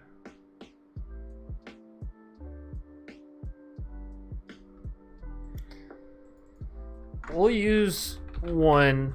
I don't think it's good. But we'll also use one of the... What was the other one? The Giants are coming or some shit like that? Invasion of the Giants. Put one of those. I don't think they're actually good, if I'm being honest, but you never know until you see. So it costs 1 less cast if you control a giant or wizard. Enters battlefield, search your library for an instance with the same name as card in graveyard. Not trying to do any fling stuff. Realm Cloak, not really. Enters battlefield if you cast it from your hand. Return all permanents to their owner stand except for giants, wizards, and lands.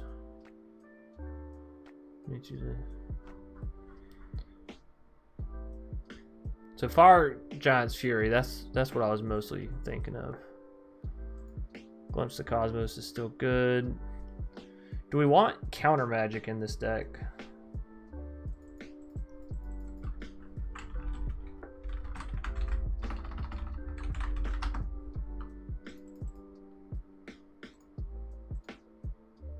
Like, that seems pretty good, yeah?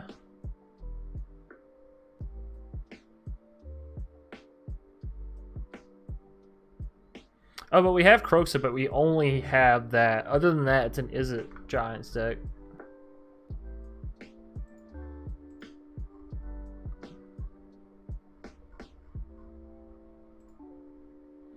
Is Kroxa worth it? I mean, part of me says yes. Completely. Any ramp ideas for this deck idea of yours? I keep going to Beanstalk Giant. I don't think we need ramp. I think people have a common misconception that if you play sort of big spells, you need ramp. But in all reality, if you worry less about ramping, you can use those very cards that you would use to ramp to deal with your opponent's stuff. So instead of ramping here, we can, you know, add in more card draw, which will give us access to more creatures or access to more lower cost spells, so we won't be as hurting or needy in the beginning, something like that, right? Or find more land so we don't miss our land drops. You know, I'm going to leave it as is and we'll just figure it out, but I think Kroxa is almost worth it in this deck. So what is this? This is going to be...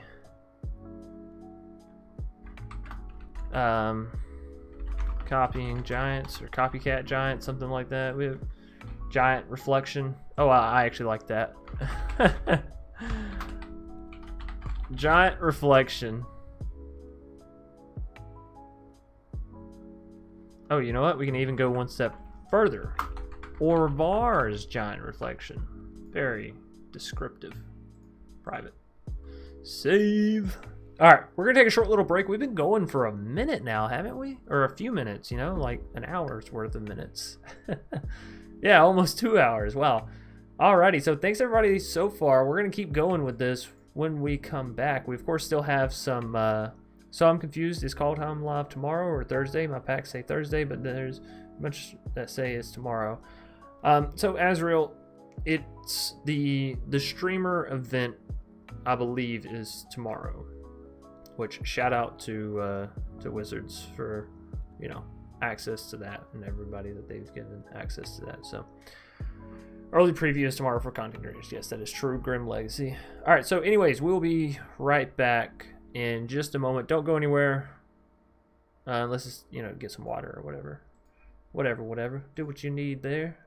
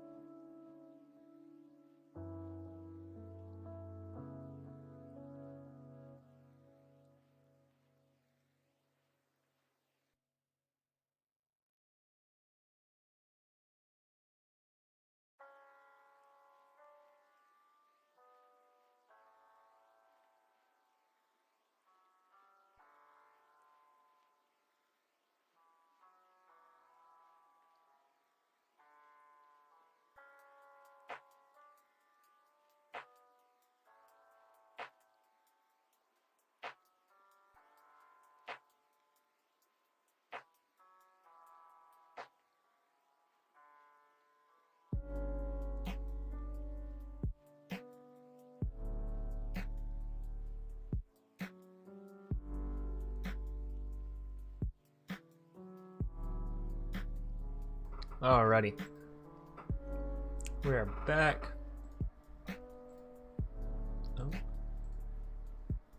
Oh. Huh. I was like, why isn't this working? It's because you're pulling up the thing. Wrong. Time to refill my rum and coke. Hey, there you go, Myzen.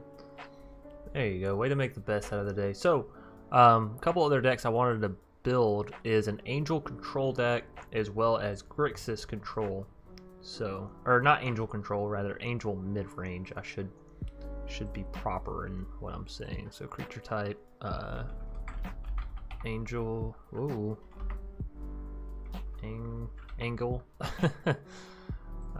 Angel, Future Standard. Let's see what we have to deal with as far as Angels go, huh? Of course, we'll sort by CMC. Youthful Valkyrie, what do y'all think? She make it into the final cut of the Angels deck? We know Righteous Valkyrie, for sure.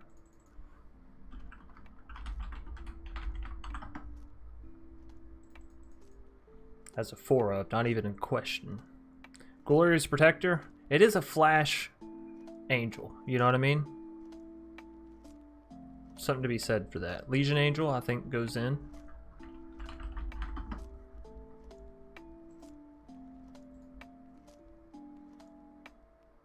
Bane Slayer. Gonna be good with the dragons that we have coming.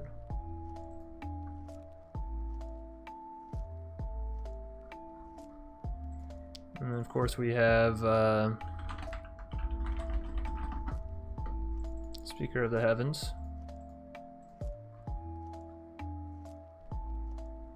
Oh, Resplendent Marshal. Yeah.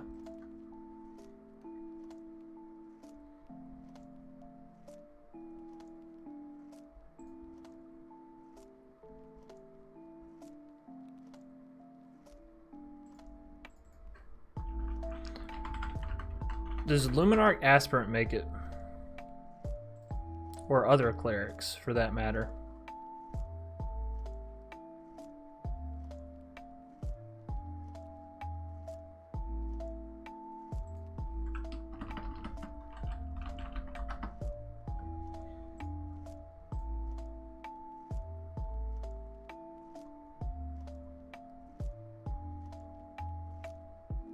Skyclave Cleric, maybe? It alone will gain you 5 life, so it's not bad.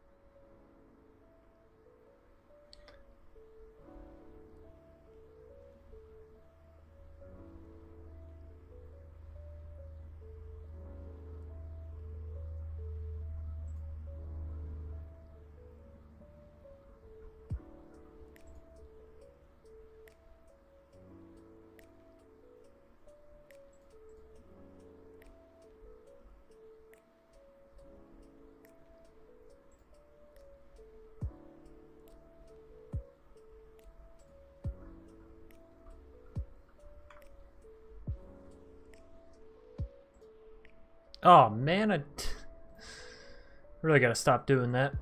If I click too far over on a window, it accidentally just closes everything, so that's fun.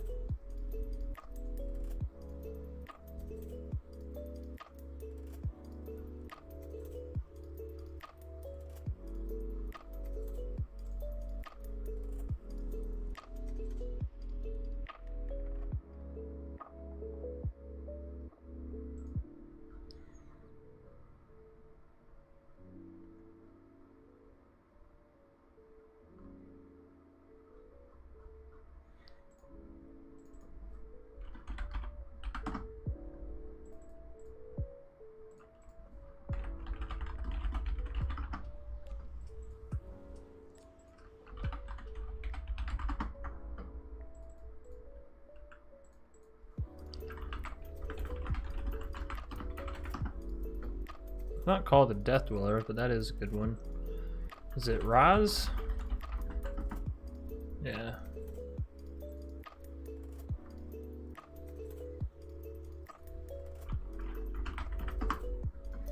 Heliod? Oh, Heliod is a good one as well.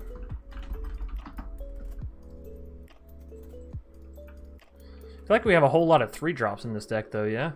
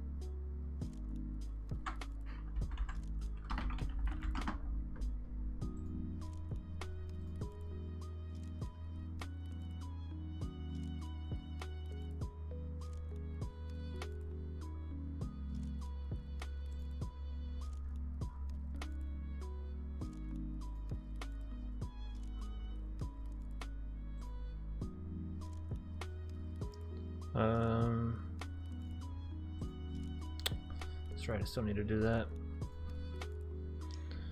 Let's see. I keep forgetting that, like, I keep forgetting English. I keep feeling like I'm forgetting cards, you know what I mean?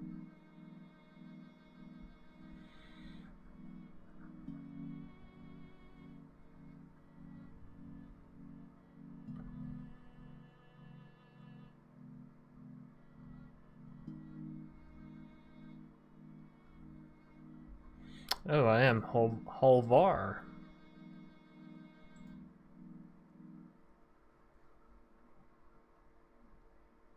I just don't think that's right, necessarily.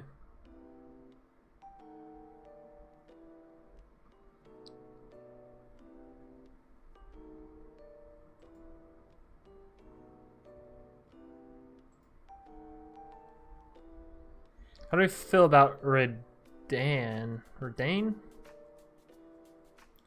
Redane? It's just it's another 3-drop, right? We already have so many 3-drops. I feel like Veto gets cut.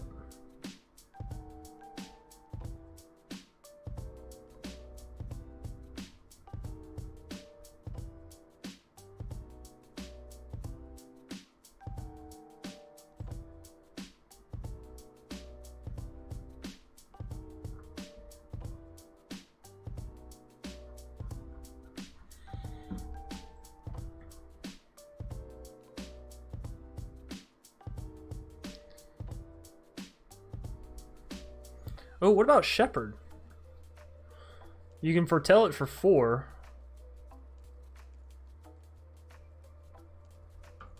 Target permanent card with converted mana cost 2 or less.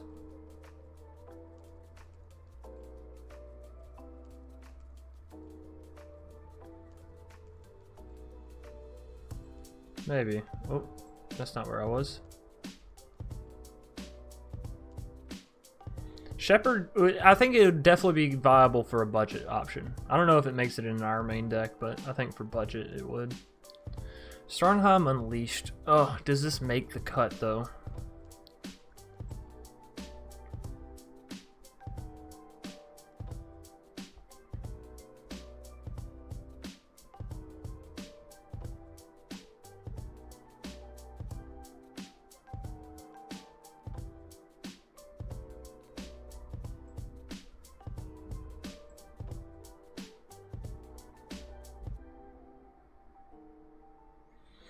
Valkyrie Harbinger is so bad. So bad. We used to have Resplendent Angel in Standard. That was 3 mana, very similar effect, if not the exact same effect, I think. It was so much better.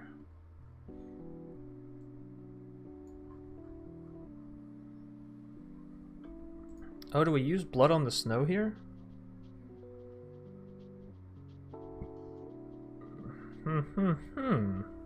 That's not the right thing.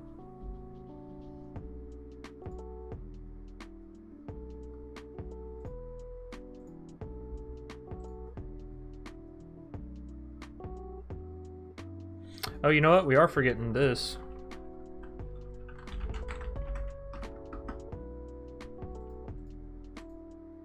And then wasn't there... I guess we haven't seen it yet.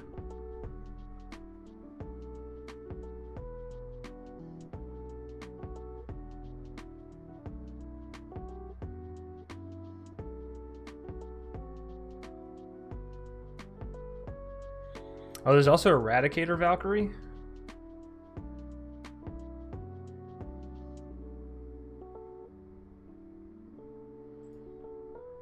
Man, there's so many good options here.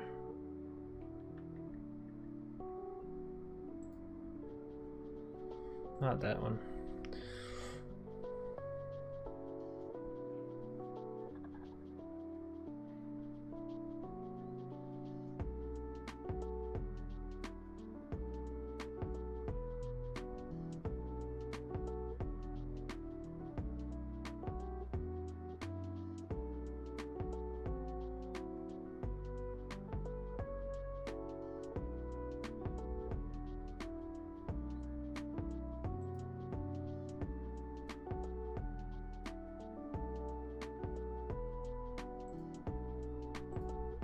I don't think Haunting Voyage is worthwhile.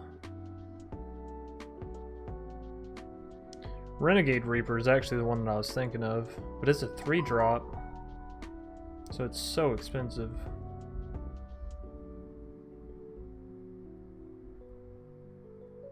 Should really turn down my volume on my phone.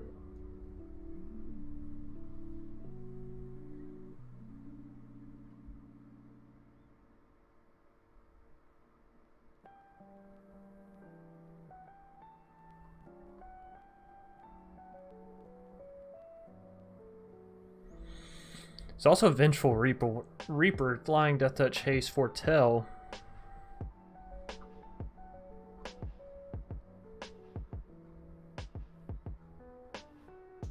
I like the Eradicator Valkyrie. If we were to drop it on turn 4...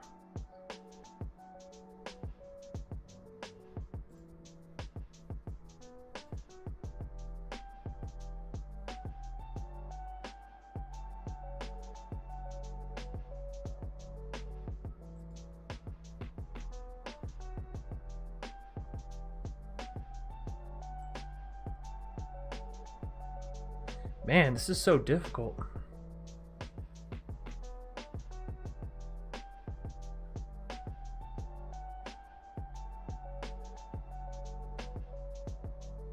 Wasn't there one more up here that I was like... Oh, the Cleaving Reaper, right. I feel like we can play Renegade Reaper in this. Ooh. There we go. Still have so many.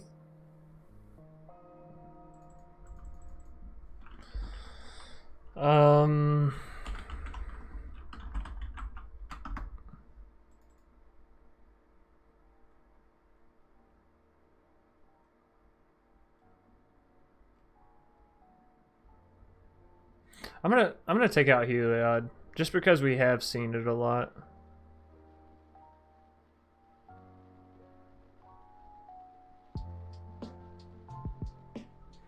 Alright, we'll save this. Orzhov Angels.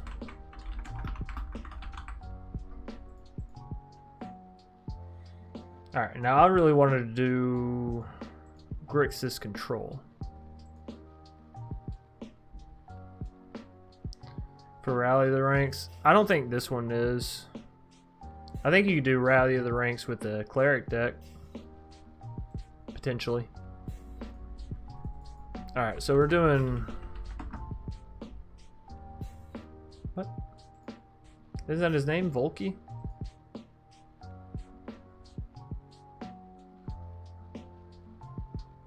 Where are you, you smug bastard? Valky. Close to Loki.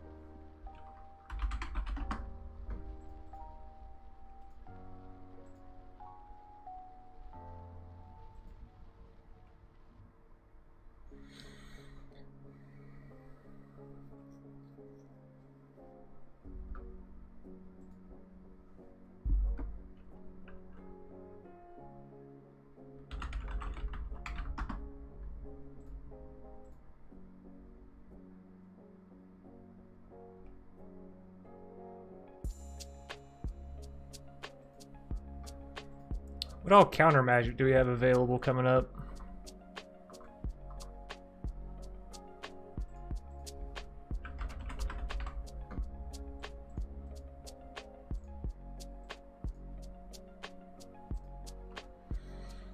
Anybody know? Off the top of the head, top of the dome. Annul, miscast. Anti-cognition, disdainful stroke. Drowning in the lock won't work. Lofty denial.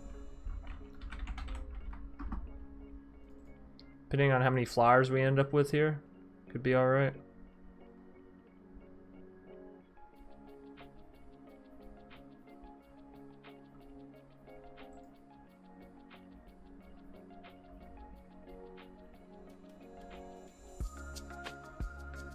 I think that's it as far as what we're actually considering.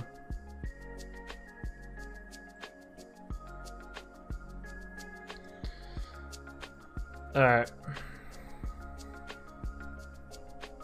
Then we need some general control. So what does Kaldheim add to us for general control? Let's see. Got the counter magic already from blue. Did blue actually get any other powerful things as far as control? I'm not considering Cosmos Charger. I'm going with my gut. I'm saying it's going to be bad. Glimpse of the Cosmos. Nah. Graven Lore. I think Graven Lore could be okay. I think this is going to be a Grixis snow control. Grixis, you have snow control over what I'm doing, bud.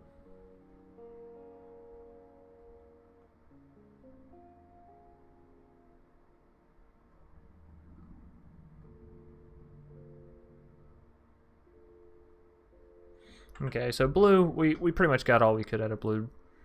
Black, Blood on the Snow is good. Crippling Fear is not good. Maybe an Extinction Event would be good, though.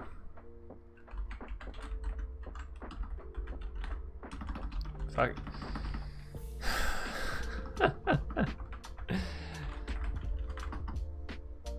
Extinctiono!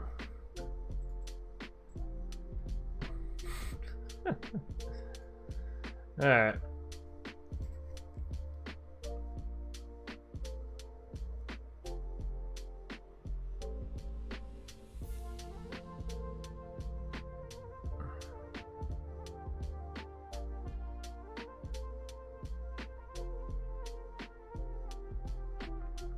Poison the cup. We think that'll be good enough.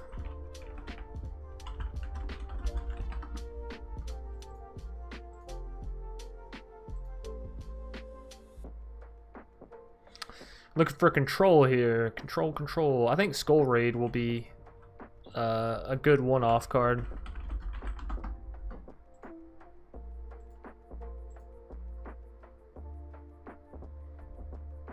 Already have Valky. Do we want Varagoth? I don't really see it getting play, if I'm being honest.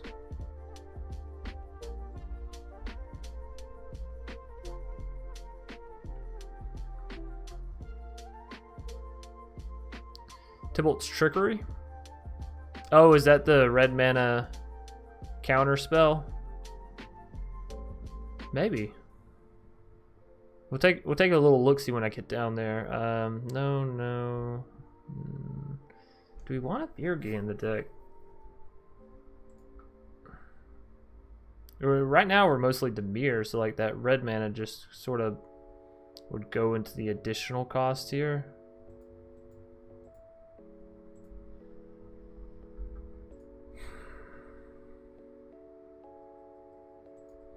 I think, oh, son of a bitch. We're gonna have to figure something else out, because that is like the third time I've done it now. It just makes me have to reopen to where I can read chat and all that. So maybe it has a 2 off. We'll see.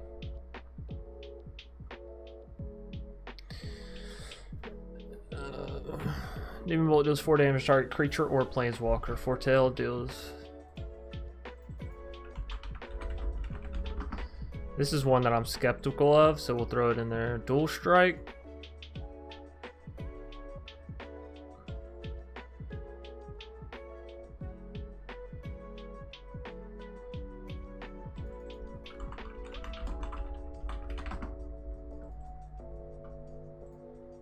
Dual Strike might be worth it.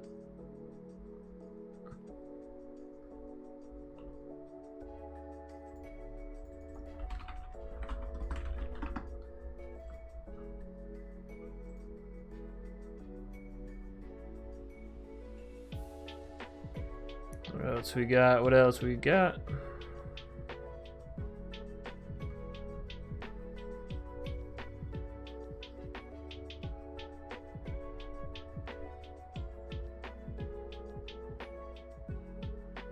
Oh yeah, Tybalt Trickery. Alright. Counter target spell, choose 1, 2, or 3 at random. As controller mills that many cards, then exiles cards from the top of their library until they exile a non-land card with a different name than that spell. They may cast that card without paying its mana cost.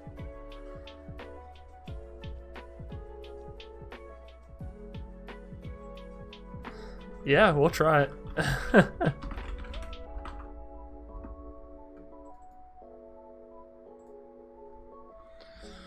Whenever a creature or planeswalker an opponent controls is dealt excess non-combat damage, deals damage equal to excess to any other target permanent. What equipment do you have?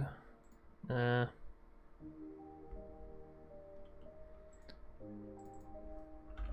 think this Tundra card will still be good. Risky but interesting, yeah. 4 damage to creature, planeswalker. Then for each snow spent, you get that mana sort of brought back to you. I think that could be good.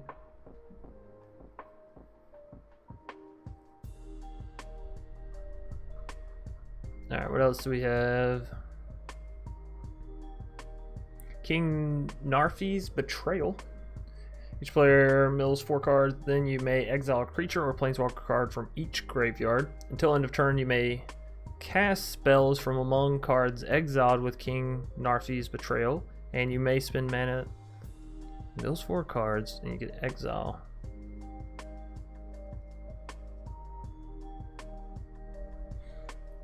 It's not bad, you know what I mean? But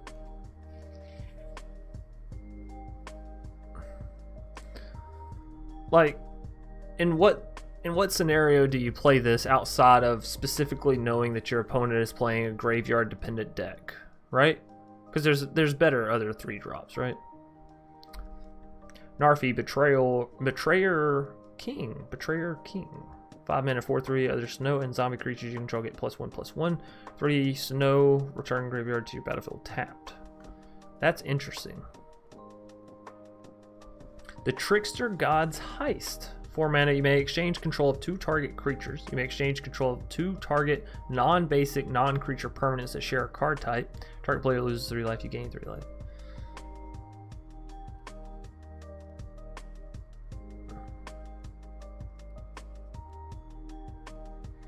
I think that's cool. Well, we could exchange control of the artifacts, right? That we make off of Goldspan.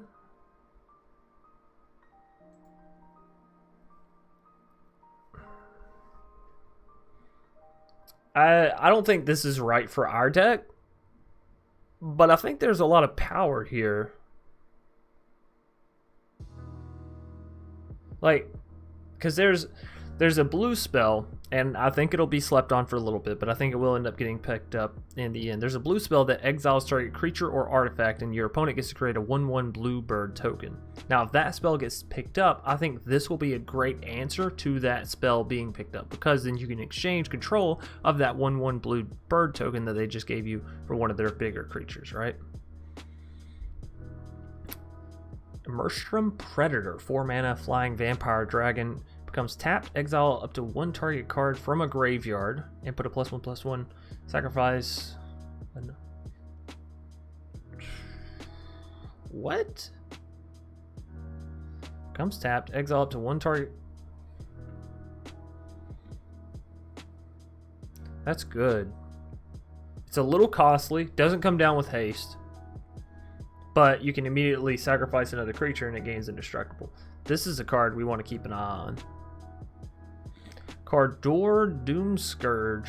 Whenever an attacking creature dies, each opponent loses 1 life, you gain 1 life. I just don't see that being beneficial. Cardor's Vicious Return. You may sacrifice a creature, deals 3 damage to any. Each player discards a card, return target, and haste until your next turn. You may sacrifice a creature.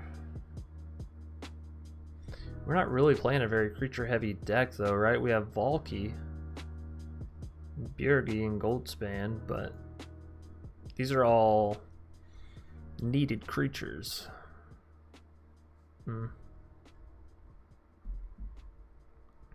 Alright, blue-red, what do we have? No. Frost Giant's Forge. No.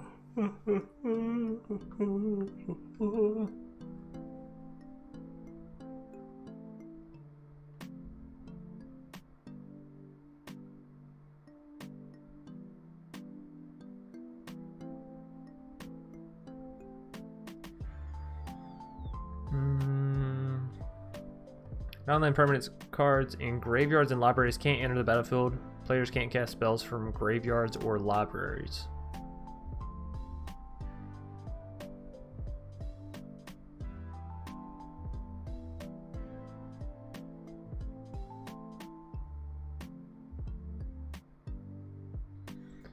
That could be good for us. We don't have anything that gets affected by that. That's not too shabby.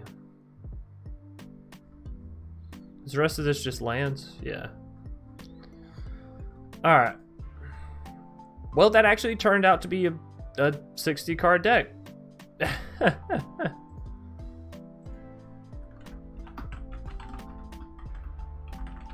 Hey, what's up? No problem being late, man. Late, early, it doesn't matter. Here for the party.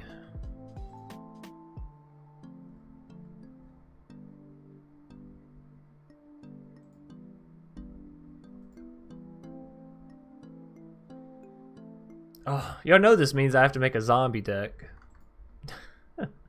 That Vampire Dragon is really good. So we did make the Goldspan deck. We can close out of that. I guess we don't need 2 of these open. Don't need that anymore. Showed y'all that. Showed y'all that. Alrighty. Moving right along. So let's see. We did the Rakdos control. We did the Angels.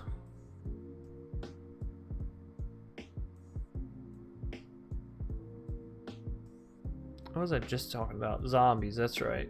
The Betrayer King.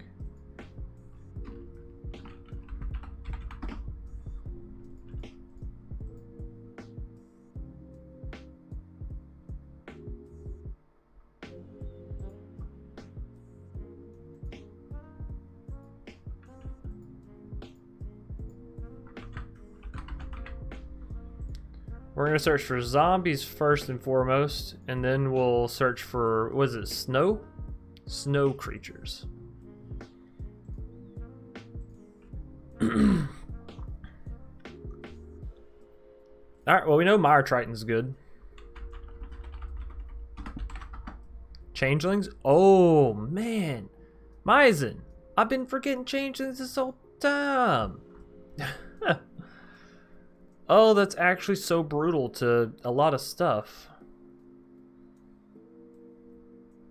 Changelings make a big difference. Murderous Rider's really good. Oh, y'all give me 1 second.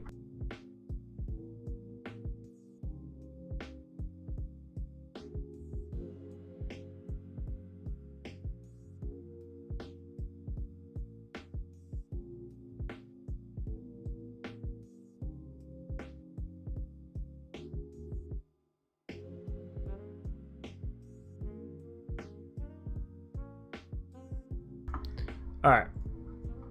So, Murderous Rider, Mire Triton. Falmir Knight, maybe?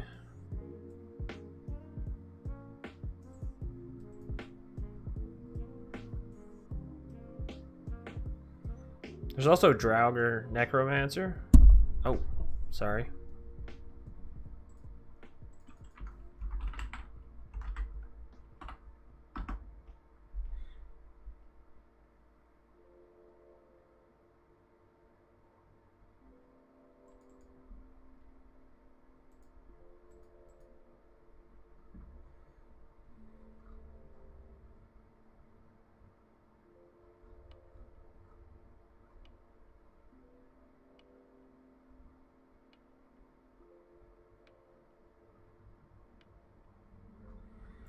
All right, now let's search.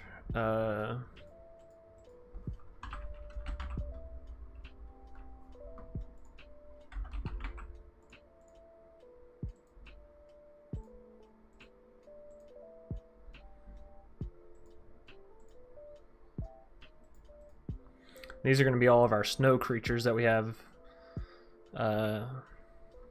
options into as well. Not that many. Oh, there's a changeling. It gotta be permanent, except it's legendary and snow in addition. This doesn't make any sense to me. If you have this inner and it's a copy and it's a legendary, it's going to remove your other copy, isn't it? Or no, because the other copy isn't a legendary. This will be the only legendary version of it down. I don't know.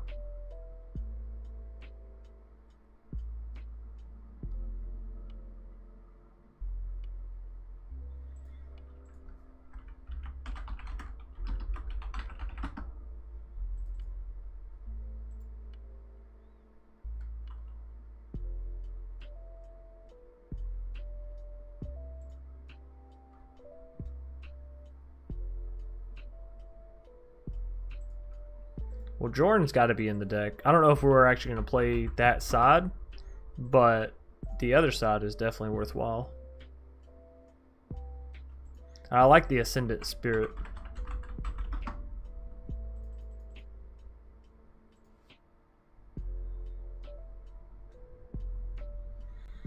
Alright, now let's do something that we should have done a while ago.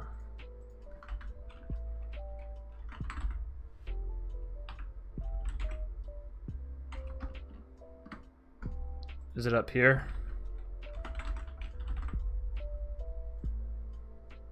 Yeah. Alright. So these are going to be all the changelings that we have access to, which should have been looking at this list from the beginning. So this one is really good, Mast.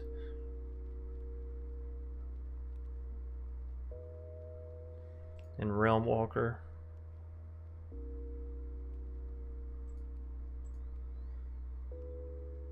Alright, so let's go.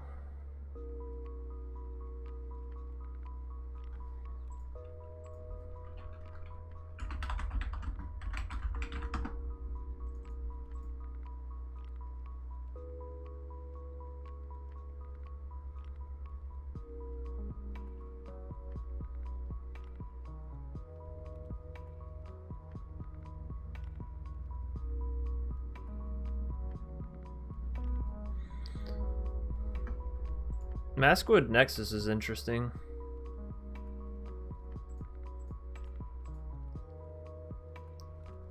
There's got to be something we can do with this, right? Later. Oh, Orvar is a changeling.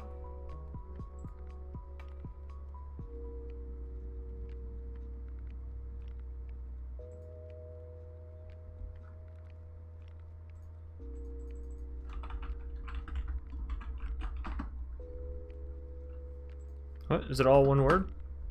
It's all one word.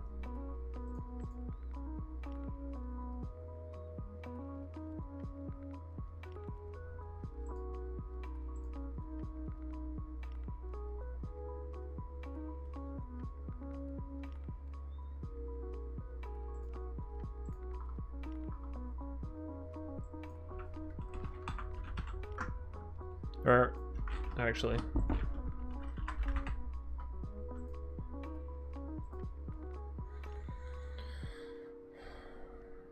Alright, it should be X +1/+1 counters on creatures you control, where X is the amount of snow spent to cast the spell, then draw a card for each creature you control with power 4 or greater.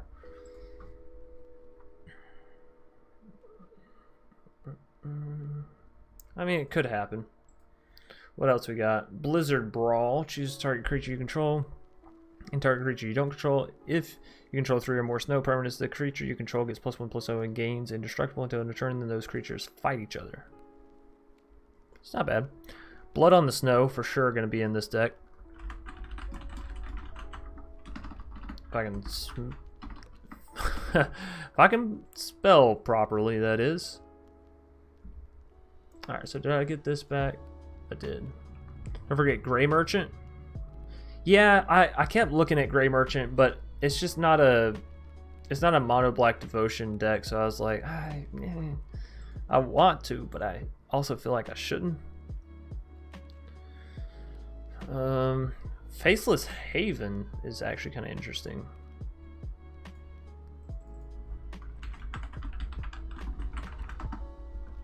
It's a land, but still very good card. Thought you were going mono black when I wrote that. Oh no, you're good. I'm also sort of switching back and forth, so it's not all your fault. There's also an artifact that makes all cards every creature type. Yeah, see. I'm just a little behind on reading chat. It's not your fault, it's my fault. Graven Lore, that's a good one for us.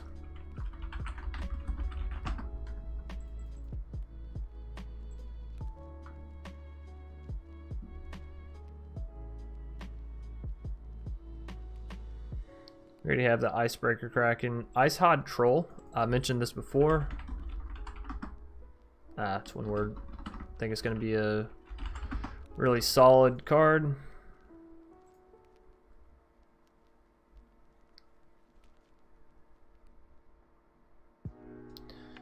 Replicating Ring.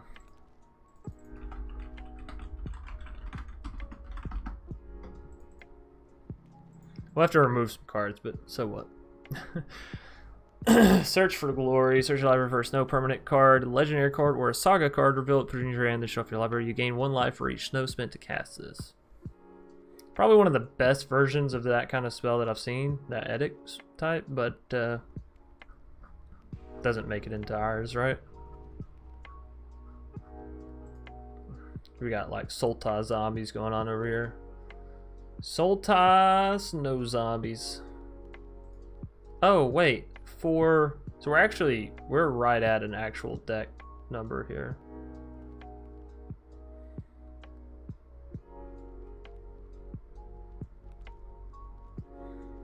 I guess it doesn't really matter. Let's just save.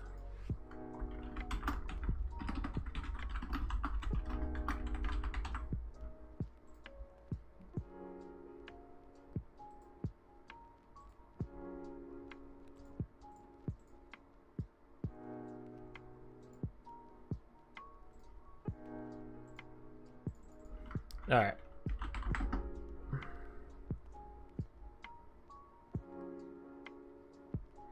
When I did the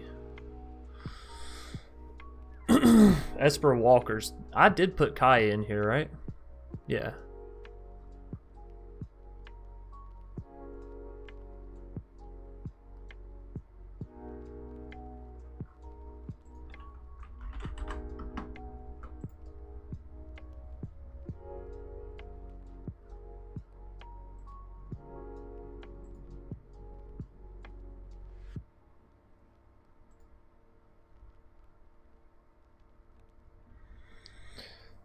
Alrighty.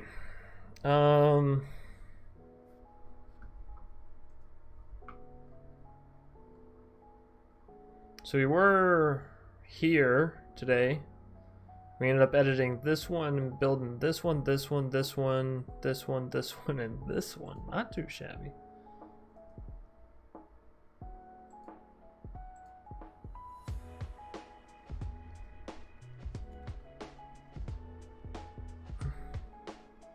I call this Rakdos control.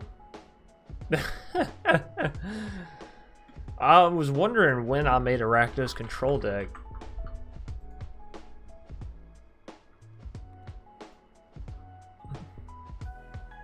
Alrighty. That's more appropriate. There's so many more decks still that we could build. Like, I haven't even touched Tyvar Kell. I haven't even made an elf deck. Oh, I never made my mono green deck either. Alright, we're building that mono green deck right now. Clear everything. Well, sort of right now. I'm gonna see what else I missed over here. Is that the end of the mythics right here? Yeah. Alright. Y'all won't believe what I did. Well, you might. At this point, you probably will.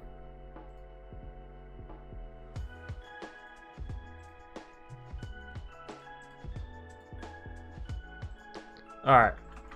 So what is that card's name? Vorsinex or something?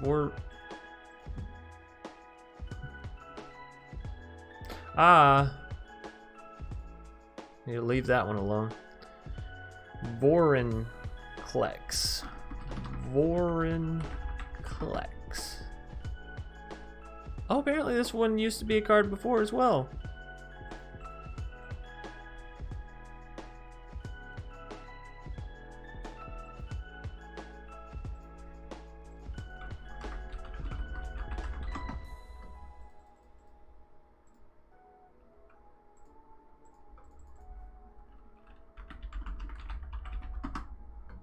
What? What is that troll? I thought it was called Old Growth Troll or something like that.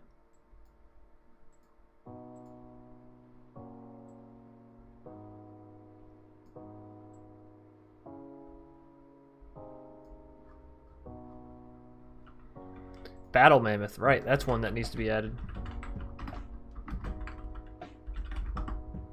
Cool thing with Battle Mammoth, you can pay the 2 to foretell it on turn 2 if you don't have a creature. Then come turn 4, you're playing down to 6/5 with trample. Pretty good.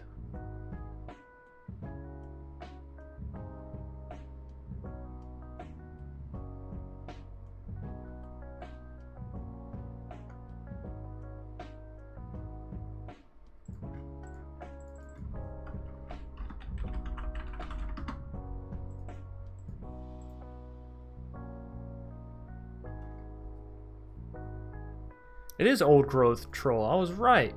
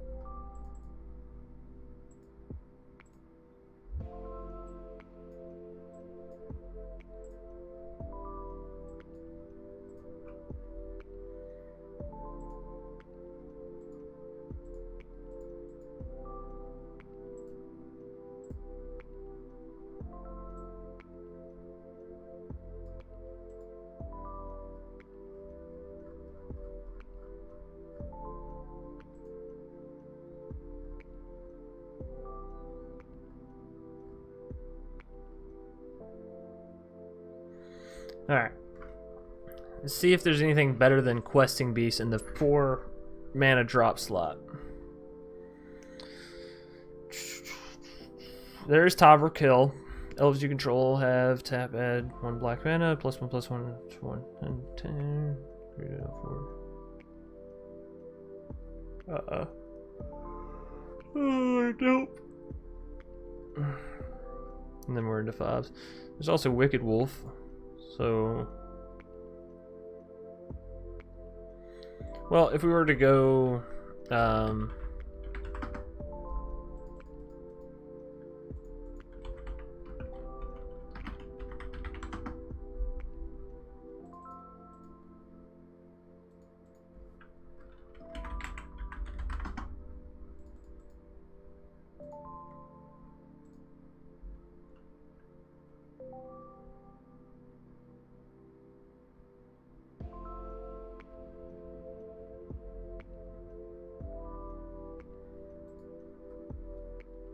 I need to go read this Vorsenex card.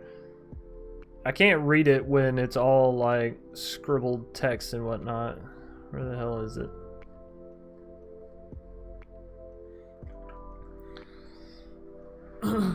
If you would put 1 or more +1 or 1 or more counters, sorry, on a permanent or player, put twice that many of each of those kinds of counters on that permanent or player instead.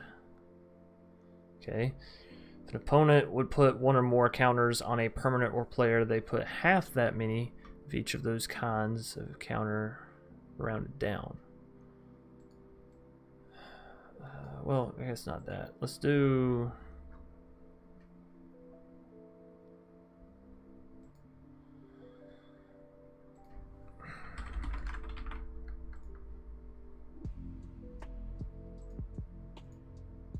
see what kind of counters we have in standard.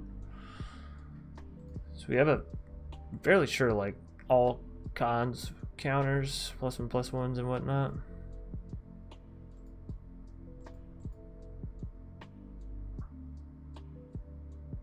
If you would put, I wonder if there's a difference between that and gaining. All right, let's see. Swarm Shambler could be okay.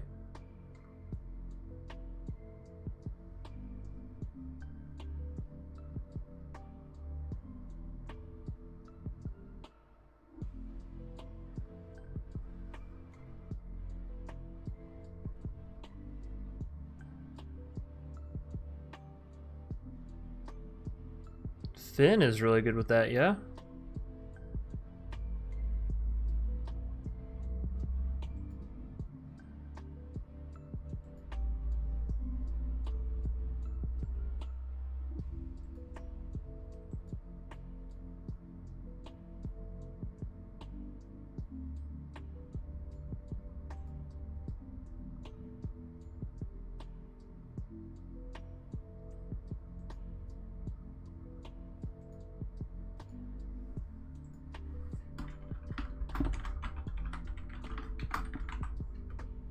Spelling monster is wrong?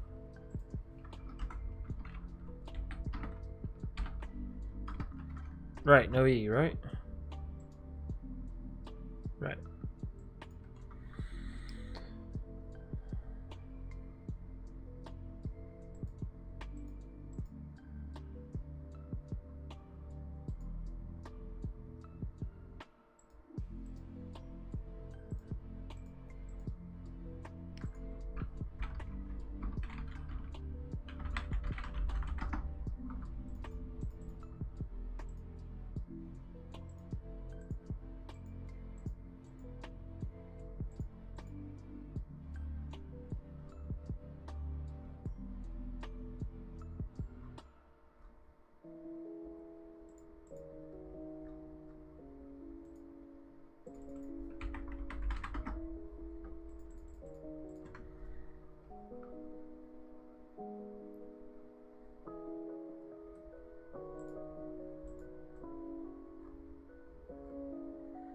What other kind of counters are there in the game?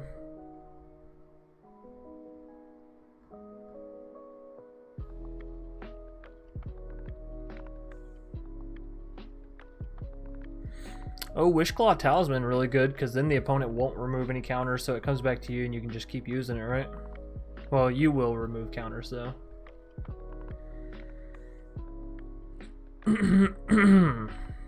Call doesn't really work that well.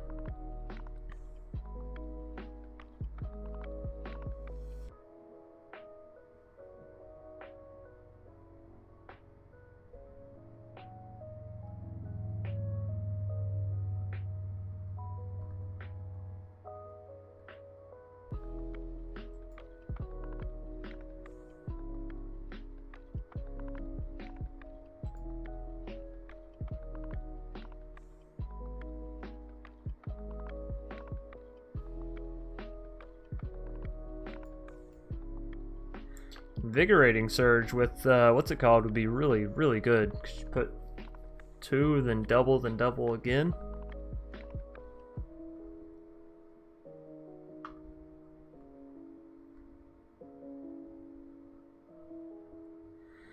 Vorsinex with Replicating Ring, really good, right? Instead of putting 1 night counter, you're going to put 2. With Sarulf, it's decent.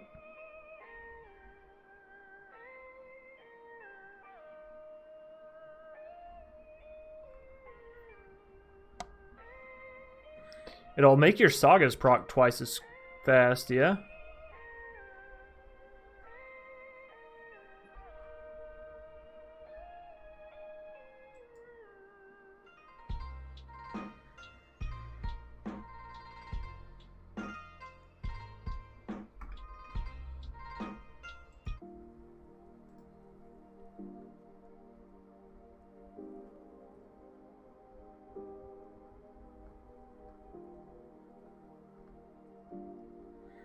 Bum, bum, bum, bum, bum, bum, bum.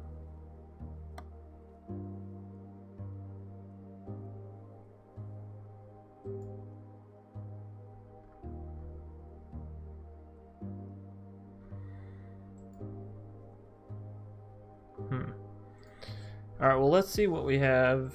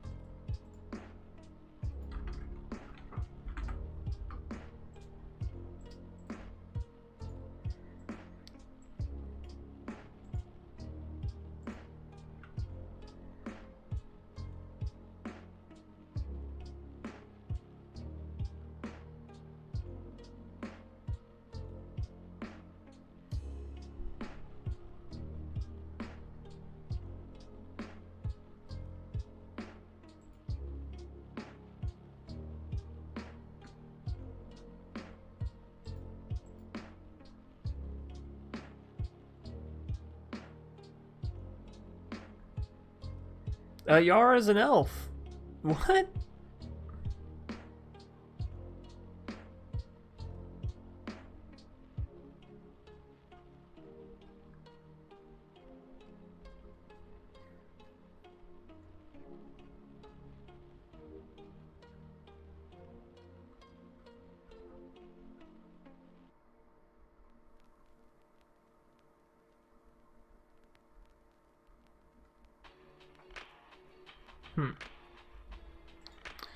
That seems a bit convoluted.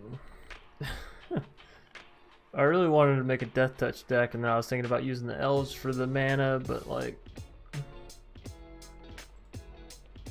feel like maybe we should just stick to Death Touch straight up.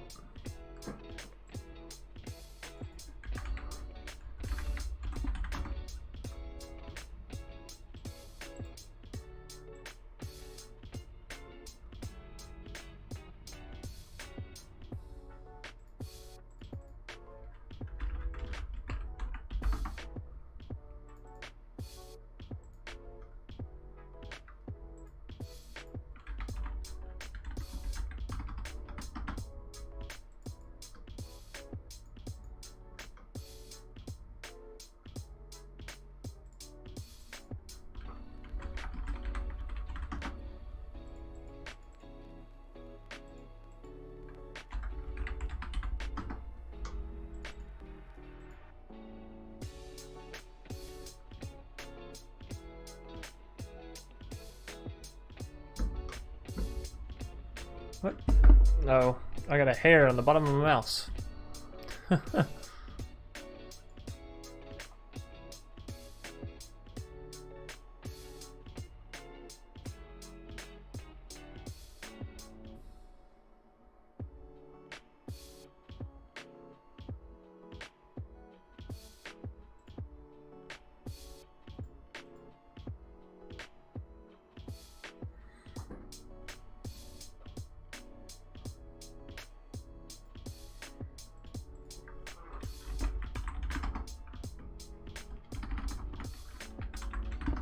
No, Chance.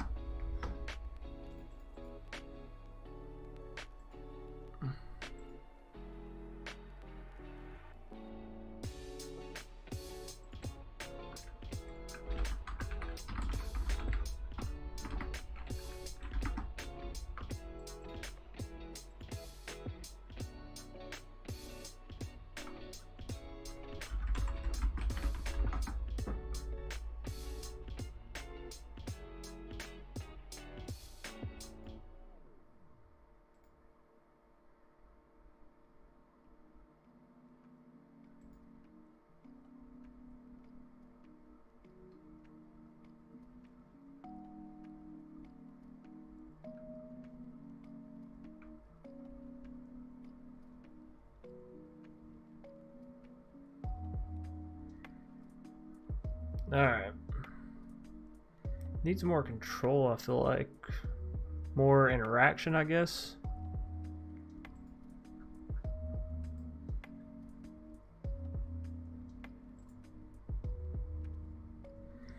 We'll save it for now. This is going to be...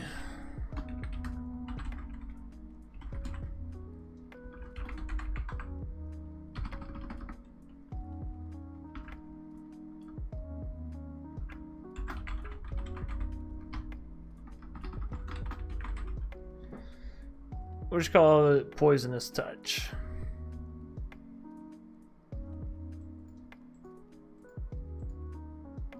Alright.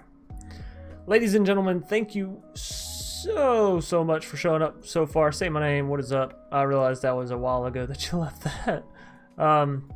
Thank you all so much for showing up for this Kaldheim Deck Brewing Stream Bonanza.